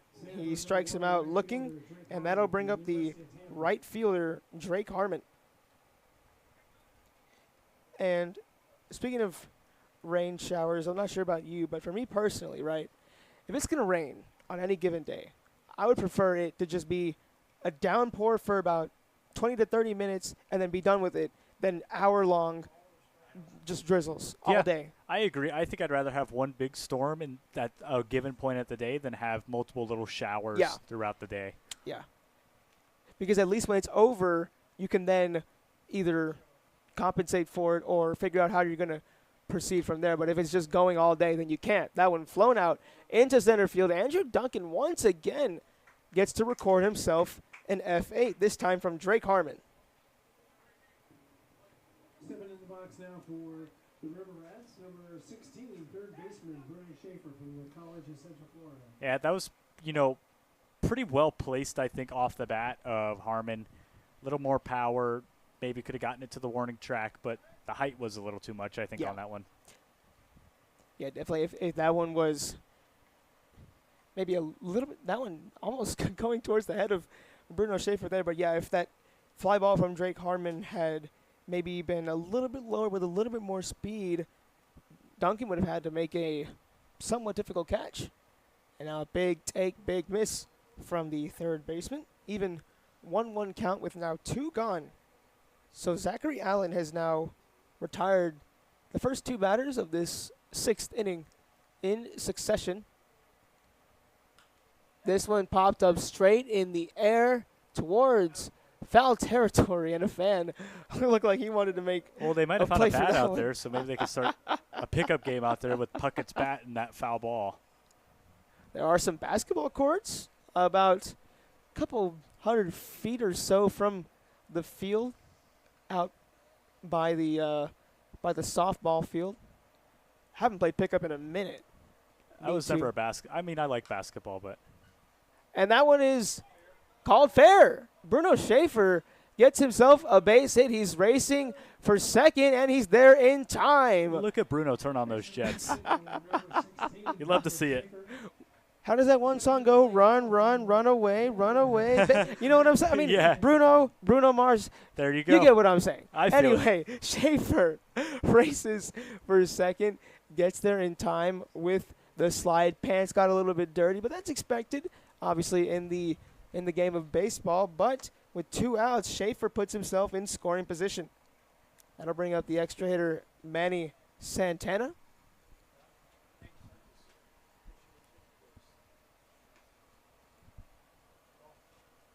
And now that one, a ball there for Santana. You said that you were not really a basketball guy growing up? I like the NBA and I like college basketball. Okay. I was meaning I was never good at playing it. I get That's why I stuck with baseball, soccer, football. Absolutely understandable. It's always more enjoyable doing the sports that you're actually more efficient at. Absolutely. I could shoot a basketball, but that's about all I got in me. You're not going to see me drive up the lane and post a layup there. But game of horse, maybe I could be a little competitive. Give it an extra letter or 2. We're not going to see you going for the poster? No. Santana shows bunt, retreats, and walks on 4 pitches. So he now puts himself safe at first. Santana's now at first. Schaefer still at second after his base hit, and that'll reset the lineup once again with the shortstop, Braden Calise. He's 0 for 2 with a walk today. Yeah, that hit by pitch earlier in this game. Calise still looking for his first hit. That one called for strike one. Yeah, see, I think for me personally, recreationally, I'm down for, basketball, football. That one almost lost by Pines. It ricocheted in the direction he needed it to, because if that went to the backstop, Schaefer and Santana were going to advance there, but that's called for a ball to even up the count. But yeah, like I said, recreationally, basketball, football, golf, I'm all game for. I'm good at golf. I do like golf. Okay. Might have to hit the links. I started golf back in high school. Nice. Yeah, see, I played a year of basketball in middle school. Wasn't really big enough to do football. And once I got to high school, I understood that I wasn't big enough for basketball or football, as Incinelli does not get the throw in time. So Braden Calise will get the base hit, advance to first, and load the bases for Sanford. That'll bring up second baseman Stuart Puckett for his fourth appearance here. This is a crucial out that the Squeeze need, as they're down to their last 6. Struck out his last time up for Puckett.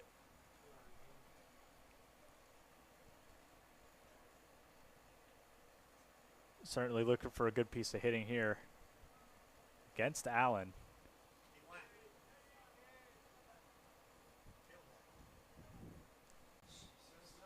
He'll give a second opinion for the infield umpire. He says he did not go around. So it's going to be a 1-0 count to get it started for Stuart Puckett, who had the highlight of the week on Thursday night, walking it off in the 12th inning.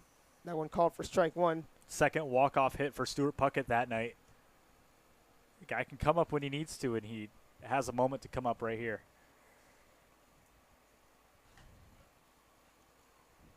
Another strike called there, so Puckett's now behind in the count, 1-2.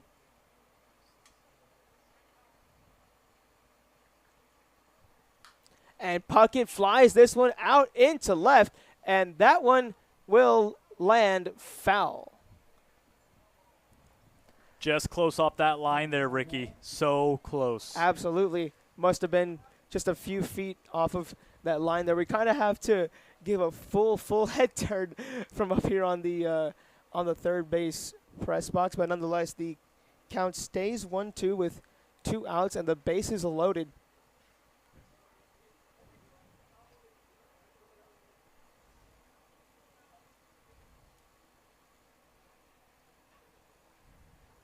And now Puckett flies a high one out into center. Duncan goes back for it, and he makes the catch at the wall. Andrew Duncan, who has already gotten several outs deep into center, catches that one at the fence. Yeah, great play there by Duncan. If that's off the wall, that's easily a 2 RBI double right there. Able to keep it in and haul it back against that chain wall, too.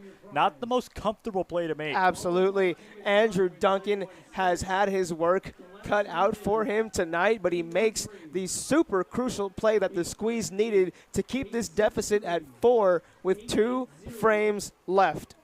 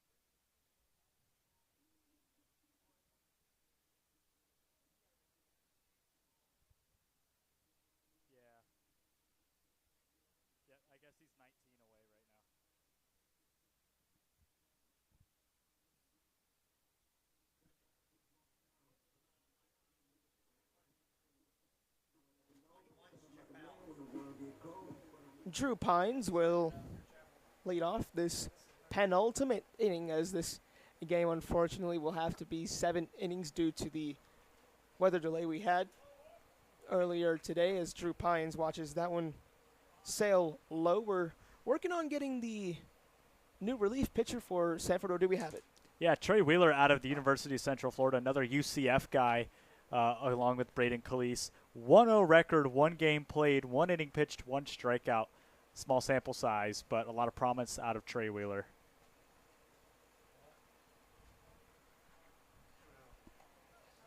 That one misses the zone there. 3 straight pitches missed the zone there from Wheeler.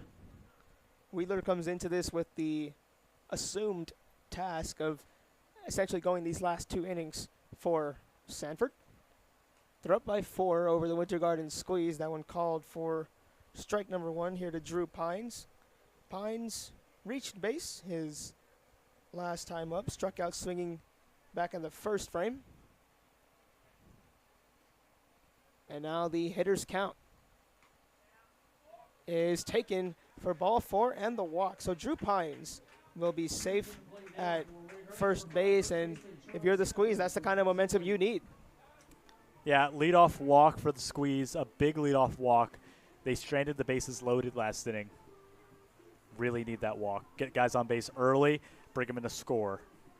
Especially at this point in the game with the score where it is, getting guys on base by any means necessary is ultra important. Sean Stafford returns to the plate, has yet to reach base today. Ball 1.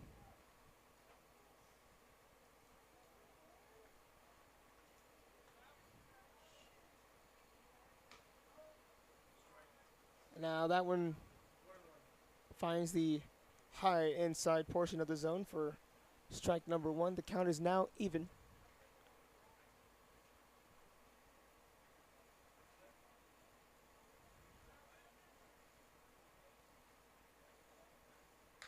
And now this one's grounded hard.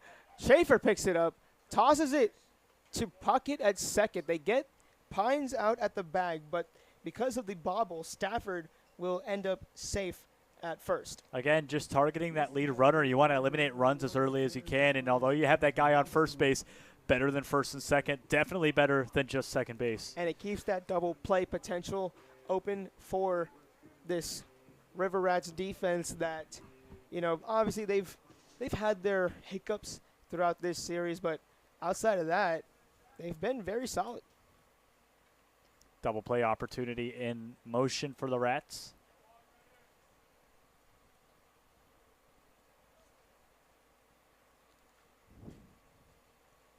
Zacharias Walker, who has had himself a very solid week.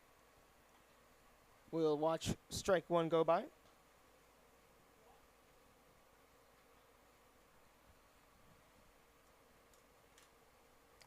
.24. We start to creep up on that curfew time too. He takes that one. And that's exactly why they had to shorten this game to 7 innings. We've got ones everywhere. A ball, a strike, an out, and a runner on base. Squeeze trail 4-0 in the bottom of the 6th. Swing and a miss by Walker.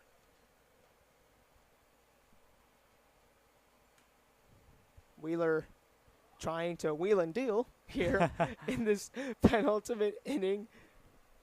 Trying to get his River Rats team out of this one and improve their record to 12-1 while the squeeze try to get to 4-8. And Walker hits a base hit out into shallow right center field. He advances Stafford to second, puts himself at first. Clutch hitting by Walker. Yeah, good piece of hitting there, right past Puckett at second base. Gets him first and second. So another batting substitution here as Brady White will come in for Braden Weckman.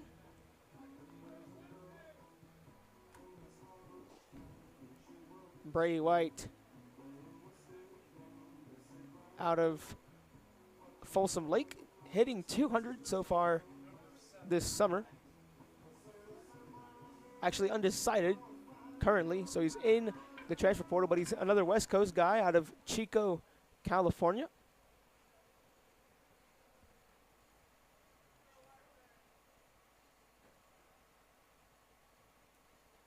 Saliba will take a break and talk things over with Wheeler. Yeah, you know, Wheeler in a tough spot here in the 4-0 game. You don't want to get those 2 runs to score, keep this lead. Where you have it right now with that 4-run insurance, and, you know, for Wheeler, just throw strikes. Yeah, so Chico actually is, I'm assuming, give or take an hour north of Sacramento. So, Northern Cali guy.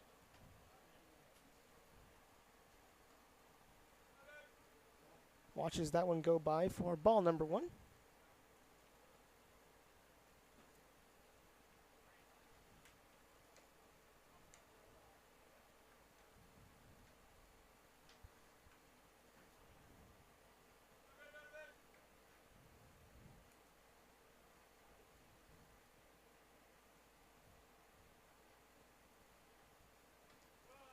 That one just misses below the zone there. Ever been to Cali? I've been to San Francisco. Nice. Great city, good food. Yeah, definitely. Views are you know, better than what you think they would be. You know, you see San Francisco, like, oh yeah, the bridge, but I mean, there's not really a bad view in that city. Yeah, and they got their, I mean, I'm assuming one of the biggest, if not the biggest Chinatown in the entire country. Yeah, Chinatown smelled amazing. Nice. The people were fantastic. And you make a little day trip to Sausalito, probably about 30 minutes or so outside of San Francisco, maybe a little less. Good little time. So White has now let 3 pitches miss the zone here. Yeah, I've been to San Diego a few times, LA a few times, mostly for graduations and weddings here and there.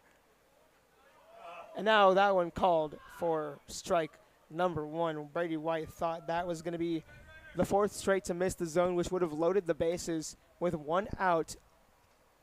But the tying run does sit on deck here.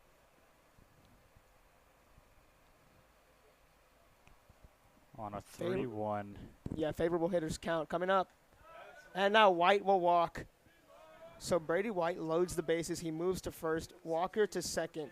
Sean Stafford sits 90 feet from home, and the tying run.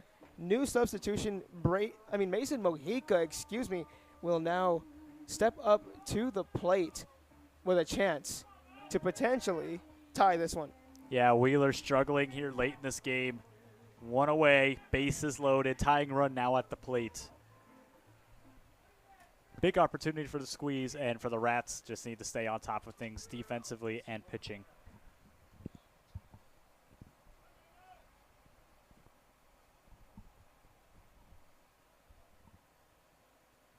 Mojica takes a big hack at that one and misses, so it'll be an 0-1 count here.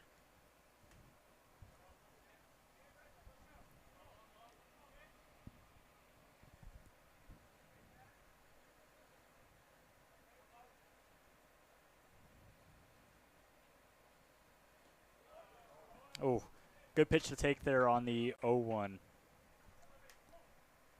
First one went a little high, and now that one goes low. So 1 ball, 1 strike, 1 out. Loaded bases for Winter Garden. Big take there by Mojica. He gets back behind in the count here. Only time I went to North Cali was actually for a trip to Lake Tahoe during the winter. Lake Tahoe is beautiful, for what I've heard. I've always wanted to go to Tahoe. Yeah. No, you did during the winter. It's awesome. You get to do skiing, snowboarding, all the different winter activities, but I do need to see the main part of the Bay Area. Mojica fouls that one off. And he's going up there swinging, very aggressive, bases loaded. You know, you don't want to miss out on another scoring opportunity. Yeah, absolutely. Definitely a big reason why Mojica is not afraid to swing here. bit of a wider stance than most, looks like. Almost into like a Jeff Bagwell, Juan Soto thing going on here. Mojica faces the 1-2 from Wheeler. And fouls it off again. Way to stay alive here to see a lot of pitches really draining Wheeler's energy. That exactly right there is why he's wearing the ankle brace. A lot of guys wear that ankle brace too. Yeah, you got to. It's kind of standard nowadays. Yeah, absolutely. And they will say he did not go around, deferring to the infield umpire, but Mojica evens up the count at 2 now. He's trying to fight his way back. Stafford at third, Walker at second, White at first. Off the mask of Saliba, and way to keep it in front of him there. And way for Mojica to wave off Sean Stafford from trying to race home. That would have most likely been an out at the plate, but it's now a full count here. The most crucial pitch of the game thus far for the squeeze. Fouls that one back. Really making Wheeler fight and, raising that pitch count. We're up to 8 pitches this at-bat. And the more pitches he goes, the more fatigue that will set in. This will be the 9th pitch of this at-bat. My goodness. Mojica fighting everything off. And again, GM Adam Pates kind of having to move his way out of that one.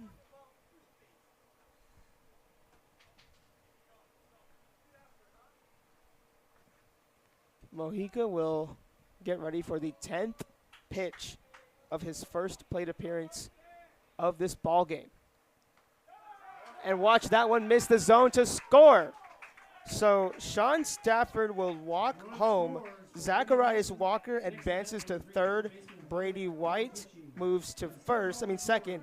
And Mason Mojica moves to first off of the walk. It's now a 3-run ball game. Jesse Litch making a call to the bullpen here. I believe we will see Schwartzberg to come out. Can't blame him. Mason Mojica absolutely wore him down in that at-bat. And we'll have more about this substitution here in a little bit.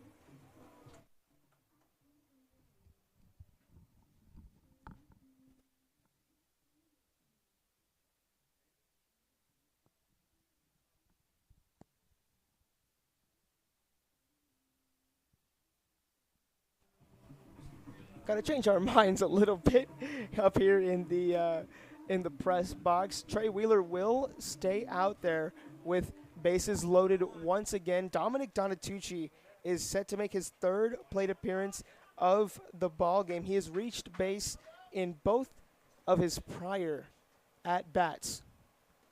And he watches strike 1 go by. The game is now 4-1 after Sean Stafford was walked home with loaded bases here. The squeeze trying to get a rally going late. Still bases loaded, only 1 away here for the squeeze, and Jesse Litch putting his faith in Wheeler for now. Still has 1 man warming up in the bullpen. Oh yeah, I'm sure he would like the fresher arm to come out for that final 7th inning. The squeeze are at home, so they will get to play that bottom frame. And now strike 2 is watched by Donatucci. Javier Calzadilla will be due up if necessary. Double play potential is alive. Wheeler takes a corner eye look at third. Donatucci takes a check swing, and Brady Calise makes an insane catch in shallow center field. What a catch by the UCF Knight. Once again, showing why he's the captain. Braden Calise, lockdown defense. Braden Calise sprints back into the shallow center field grass, makes a leaping effort, and snags the blooper. My goodness, what a play. And saving the run, too. 2 away and 4-1 still.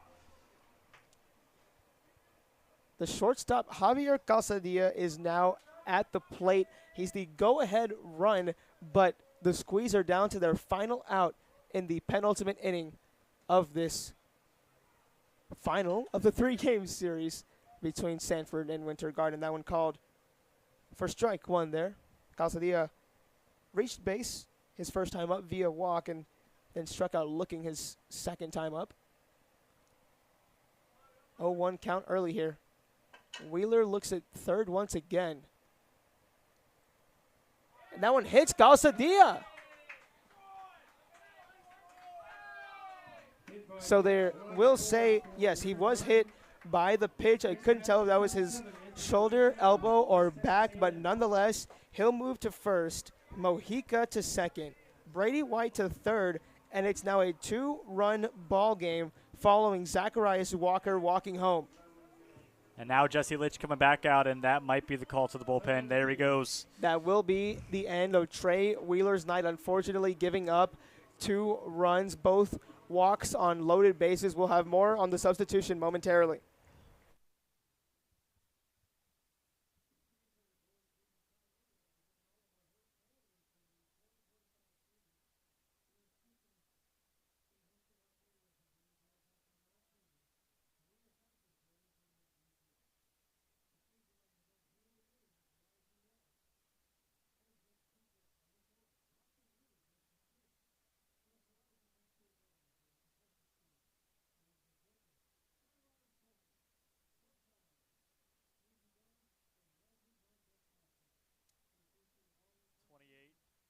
Brady Schwartzberg. 36, Caden Lopez.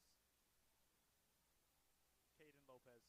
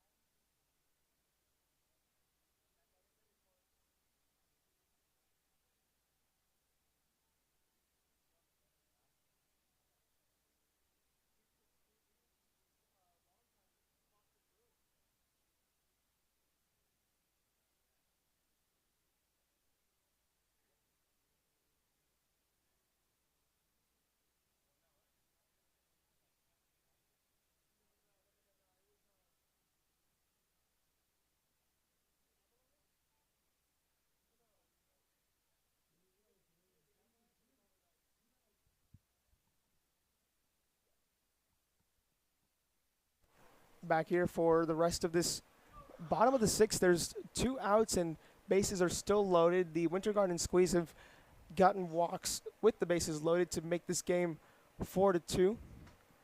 Picciano swings and misses on the first pitch he sees. New pitcher on the mound for Sanford. Caden Lopez coming into pitch in this game. 4 innings and 3 hits, 1 run, 3 walks, 7 strikeouts, 2 saves this season for Caden Lopez. Also sharing the field with his brother Xavier at first base.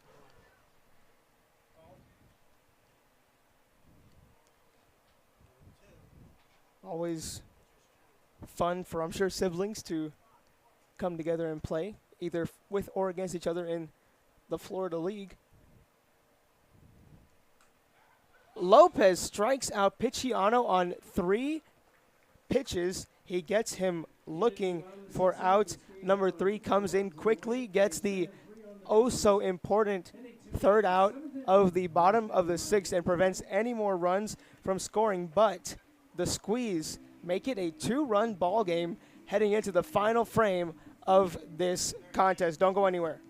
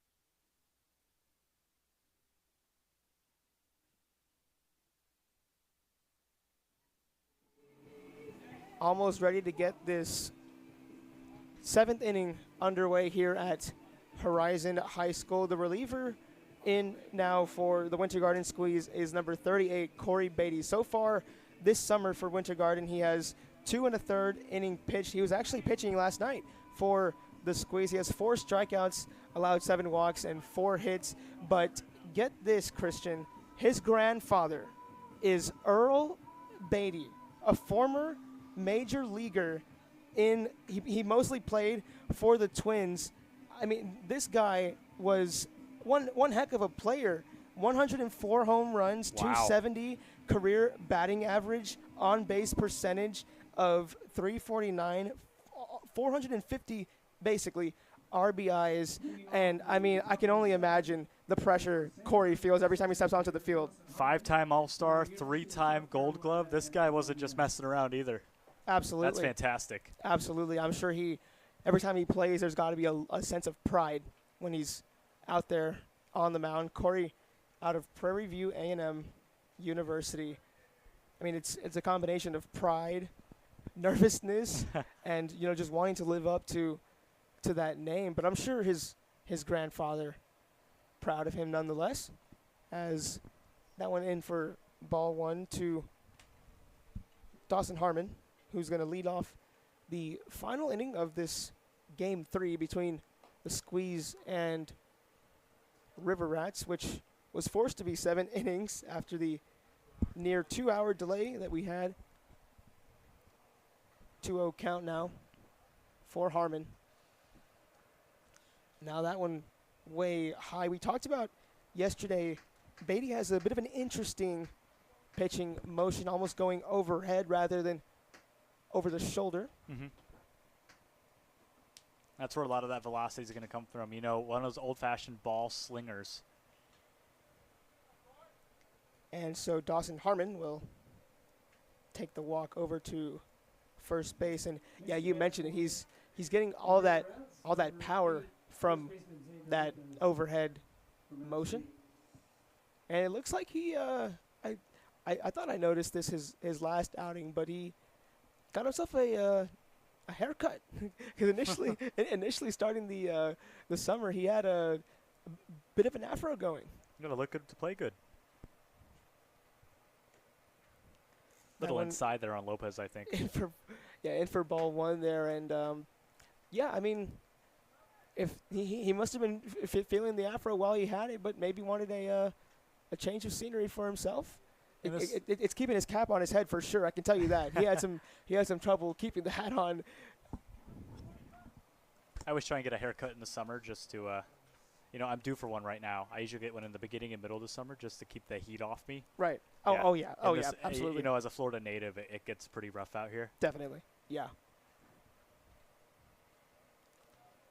That one ends up hitting the chest pad of Drew Pines after bouncing off of the dirt there. And, yeah, I mean, I think I'm also due for a haircut here soon. I think it's been about actually not too long. I think I've got a haircut 3.5 weeks ago. I'm usually trying to get mine every 3 or so weeks. I had my own longer hair phase about a year ago as Xavier Lopez moves to first off of the walk. So unfortunately, 8 straight pitches, missed the zone and walk both Harmon and Lopez to start this inning. So what you see now is it's not fresh anymore, but it's a mid fade right here. Got the hair on the top. But what you didn't see was hair along the back. Wow. And it was a bit of a frohawk Wow. going for about a year and a half. And then over the most recent winter break I had from college, I decided, you know what, might as well. I kind of got tired of not feeling the pillow at night, so I just decided to cut off the back, and now we're back at mid fade. The rest is history. Yeah, basically. And, you back-to-back walks. Now you got Dawson Mock, the walk guy, up to the plate. You don't want to start off this inning with 3 back-to-back walks. You're really looking to punch out Mock early. Mock has a near 60% on-base percentage. Beatty fires that one just low. So the center fielder wisely watches that one go by. And that's the thing with Beatty's velocity. It's obviously up there, but at the same time, it's all about when you release the ball to keep it in the zone. And how that one drops low there. Yeah, right now he's lined up 2-0. Dawson Mock not going to swing at anything that doesn't look close. You really got to start pounding the zone if you're Beatty. Breaking ball drops low there. And, yeah, for Corey, obviously, the Squeeze were able to bring him into this game because he didn't throw a whole lot of pitches last night, obviously, because the lights went out. But nonetheless, Harmon Dawson, that is, sits at second, Lopez at first, and Corey Beatty finds the zone for his first strike of this outing. Yeah, good take by Mock just to see a pitch that he may like. And on the 3-1, he may see it again here.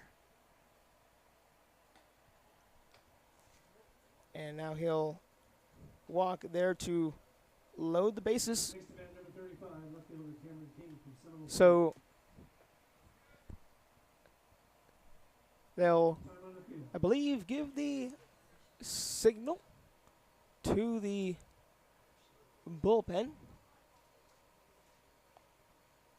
Beatty struggling a little bit. Obviously, pitching back-to-back nights is not an easy thing to do for any reliever. So that'll be it for Corey Beatty's outing, and that'll bring up the new relief pitcher. That'll be number 39,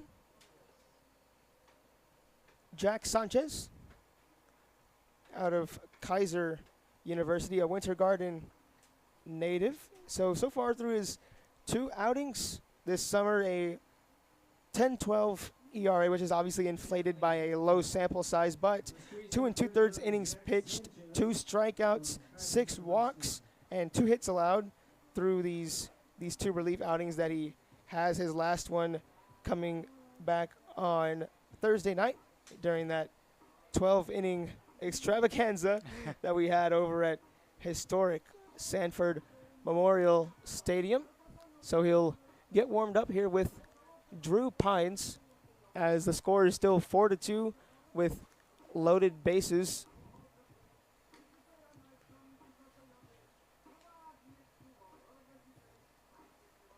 Coming into a tough spot here.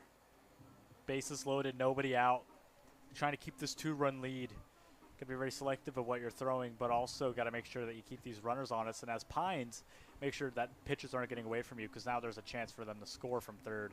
Absolutely. It's going to be so important that, hopefully there are no extremely wild pitches from Sanchez here. But, yeah, you mentioned it. If something gets out of the zone a little too much, it's going to be so important for Pines to keep that away from the backstop. We obviously see how deep it is and the cage fence that sits back there.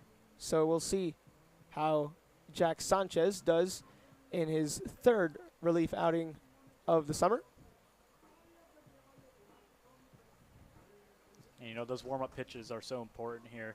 You have to throw in the bullpen, but you don't really get that feel on the mound. You know, there's an energy around the infield when you step up for the first time in the game with bases loaded, nobody out, and what is now the essentially top of the ninth inning here. Yeah. You got to get that feel. You know, you're looking at the crowd, the backstop, especially here when that backstop is so far back, it gets that tunnel vision, you know, and it kind of opens like this weird sight in your head, you know. Completely understand what you're saying there. Ball one is into the speedster Cameron King. We know how consistent of a hitter he is on top of his athletic prowess. And now that one finds the zone there. The Winter Garden dugout cheering on Jack Sanchez. Even 1-1 count here with the bases loaded. Still no outs for Sanford. Drew Pines looked like he might have dropped that one, but able to retrieve it in time. This is crucial here for the squeeze. Obviously, they're only down 2 now. Obviously, this would be a completely different story if this was a full 9-inning game, but obviously we have to concede this after 7. Cameron King hits a grounder. Antonelli fires it across the diamond and got him in time. So the run will score. Dawson Harmon crosses home plate. Everybody else advances, but what a throw by Antonelli. Close play at first base, and yeah, that throw beat him by maybe half a step. Very, very close. And now Anthony Saliba, who has been, you know, pretty quiet all night, due for a hit and his last opportunity to get a hit for now. Unfortunately, 3 swinging strikeouts tonight for Saliba, who's making his return after a brief absence due to suspension. 0-1 count here. And now Saliba gets underneath that one and hits it foul. So an 0-2 count forced here by Sanchez.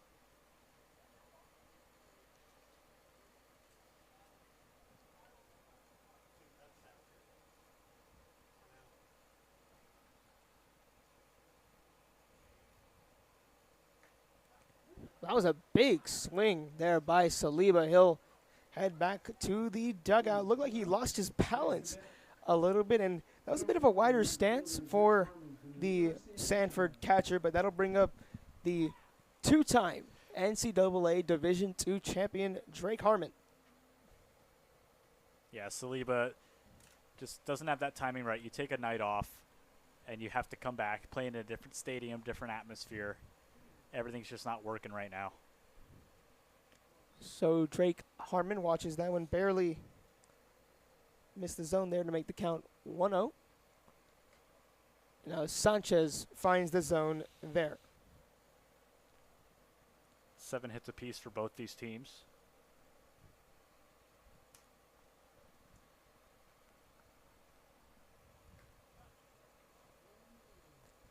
Breaking ball just outside there. 2-1 the count now. The score is 5-2 after Dawson Harmon came home to score off of the fielder's choice.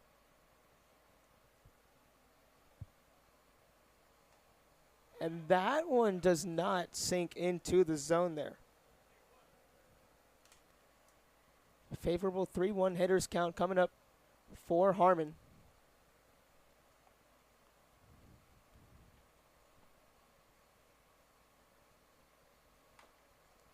He fouls that one off of, looked like his ankle there. Thank goodness he has the ankle protector. Big cut there for Drake Harmon, and, you know, looking aggressively right now with second and third on. Looking to get a nice ball in play. Flew out pretty deep and had that nice, fantastic catch against him from Duncan out in center field. I think he's looking for a little revenge here. And now Harmon hits a deep fly ball into left, and there to make the catch is Anthony Picciano. So Picciano gets out number 3 and prevents any more runs from scoring, but the Squeeze need at least 3 or else this one will be over. Can they come back? Find out in just a little bit.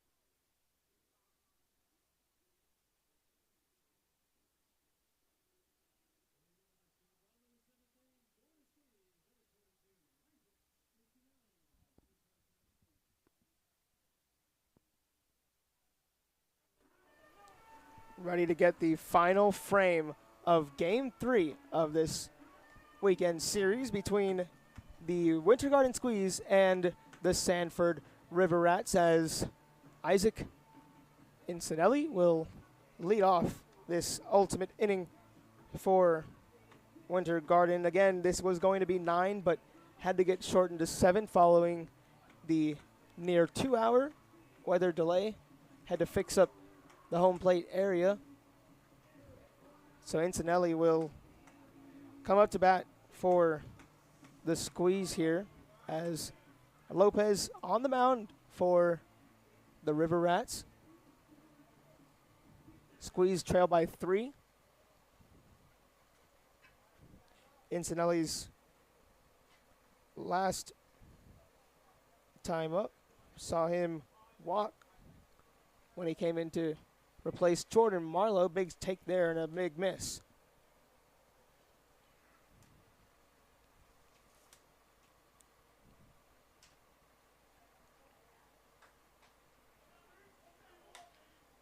And now Incinelli grounds that one over to second. Stuart Puckett makes the easy routine 4-3 play. So Isaac Incinelli steps up, and Isaac Incinelli, unfortunately, is sat down. And we're going to see a lot of aggression out of these Squeeze bats. You know, they don't want to get swept, but also a chance to still, down by 3 runs, get the tie, you know, on the board and get this game to go into extras, although I don't know how that will work with the curfew going on here.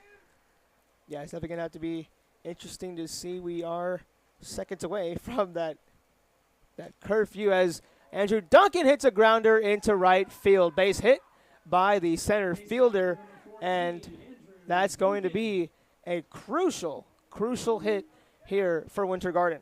We are coming up on a minute there, aren't we? Yeah. Got to be about 20 seconds there now. 30. 10:59. So Drew Pines will now step up to the plate. I'm sure all of the, especially all see children are leaving the ballpark as per mandated rules. Hope they get home safely. Drew Pines steps up to the plate with 1 out. They try to pick off Andrew Duncan, but he's back safely. There is still double play potential here for the River Rats. In his last time up, Pines walked safely, but was thrown out by a fielder's choice. And now watches that one go low.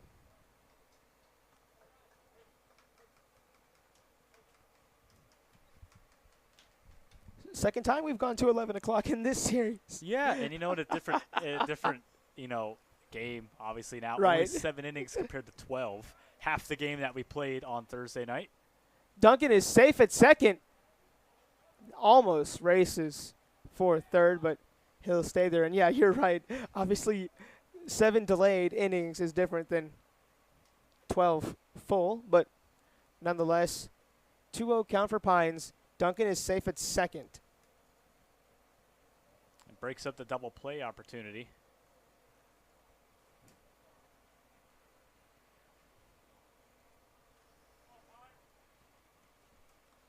For Drew Pines. 375 this season, 3 RBI.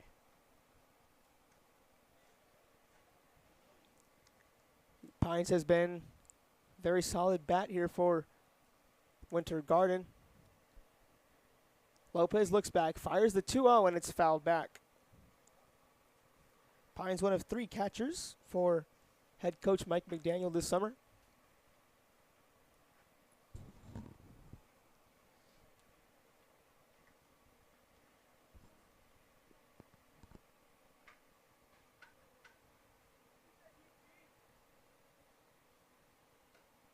Swing and a miss there. So Lopez has now fought back and evened up this count at 2 here with 1 out and a runner on base. Runner in scoring position, I should say.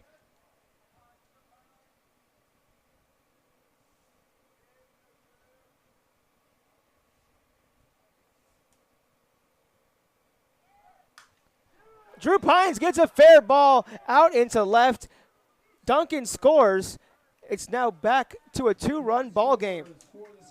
Drew Pines gets good contact on The 2-2 pitch hits it over the head of Bruno Schaefer, puts it out into left, scores Andrew Duncan. It's now 5-3. From Edward Waters. And Caden Lopez just trying to hang on here, has the double play ball now.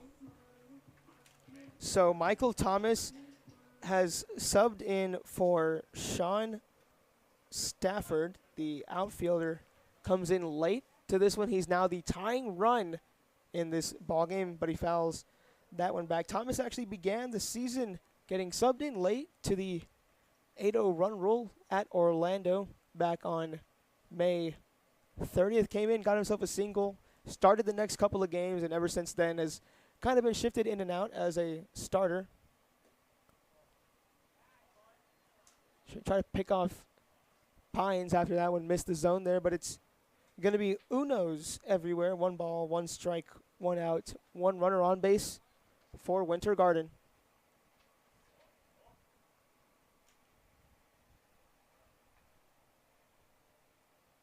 They're calling a hold here. They want to get that ball out from behind the backstop. Could cause some confusion, especially bottom of the 7th here. Don't want the catcher to pick up the wrong ball that ends up being the dead ball, or maybe a ball that isn't in play but could be tricked into being. Absolutely. Thomas swings and misses. So he's now behind here in the count, 1-2.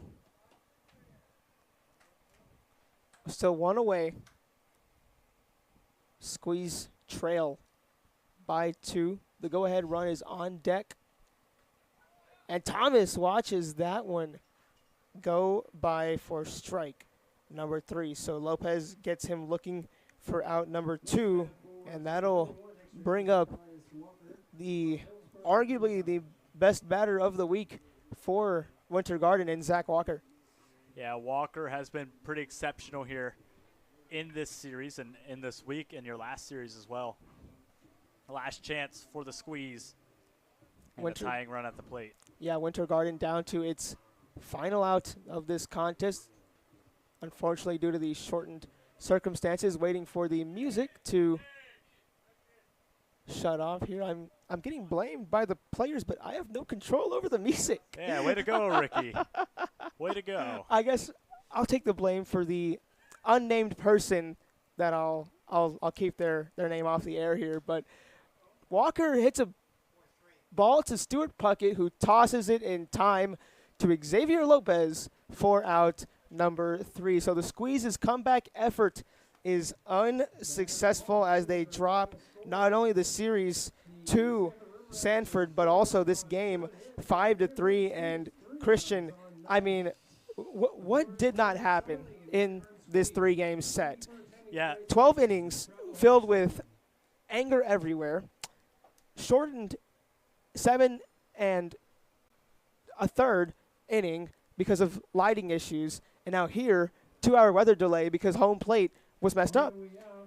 Yeah, look, a lot went wrong for both teams. I think this was an evenly matched game, and I say that coming off of the Snappers, who may have had evenly matched stats, but were not able to provide in their series. I think here the Squeeze proved that they are a better team than what the league may think they are. Absolutely. You know, showing that even though they're 3-6 now, 3-7, or excuse me, 3-8, I Yeah. should say, they could still take on a team like the River Rats, which are exceptionally hot right now, and say, hey, look, we're here to play. We may not be there right now, but we're coming.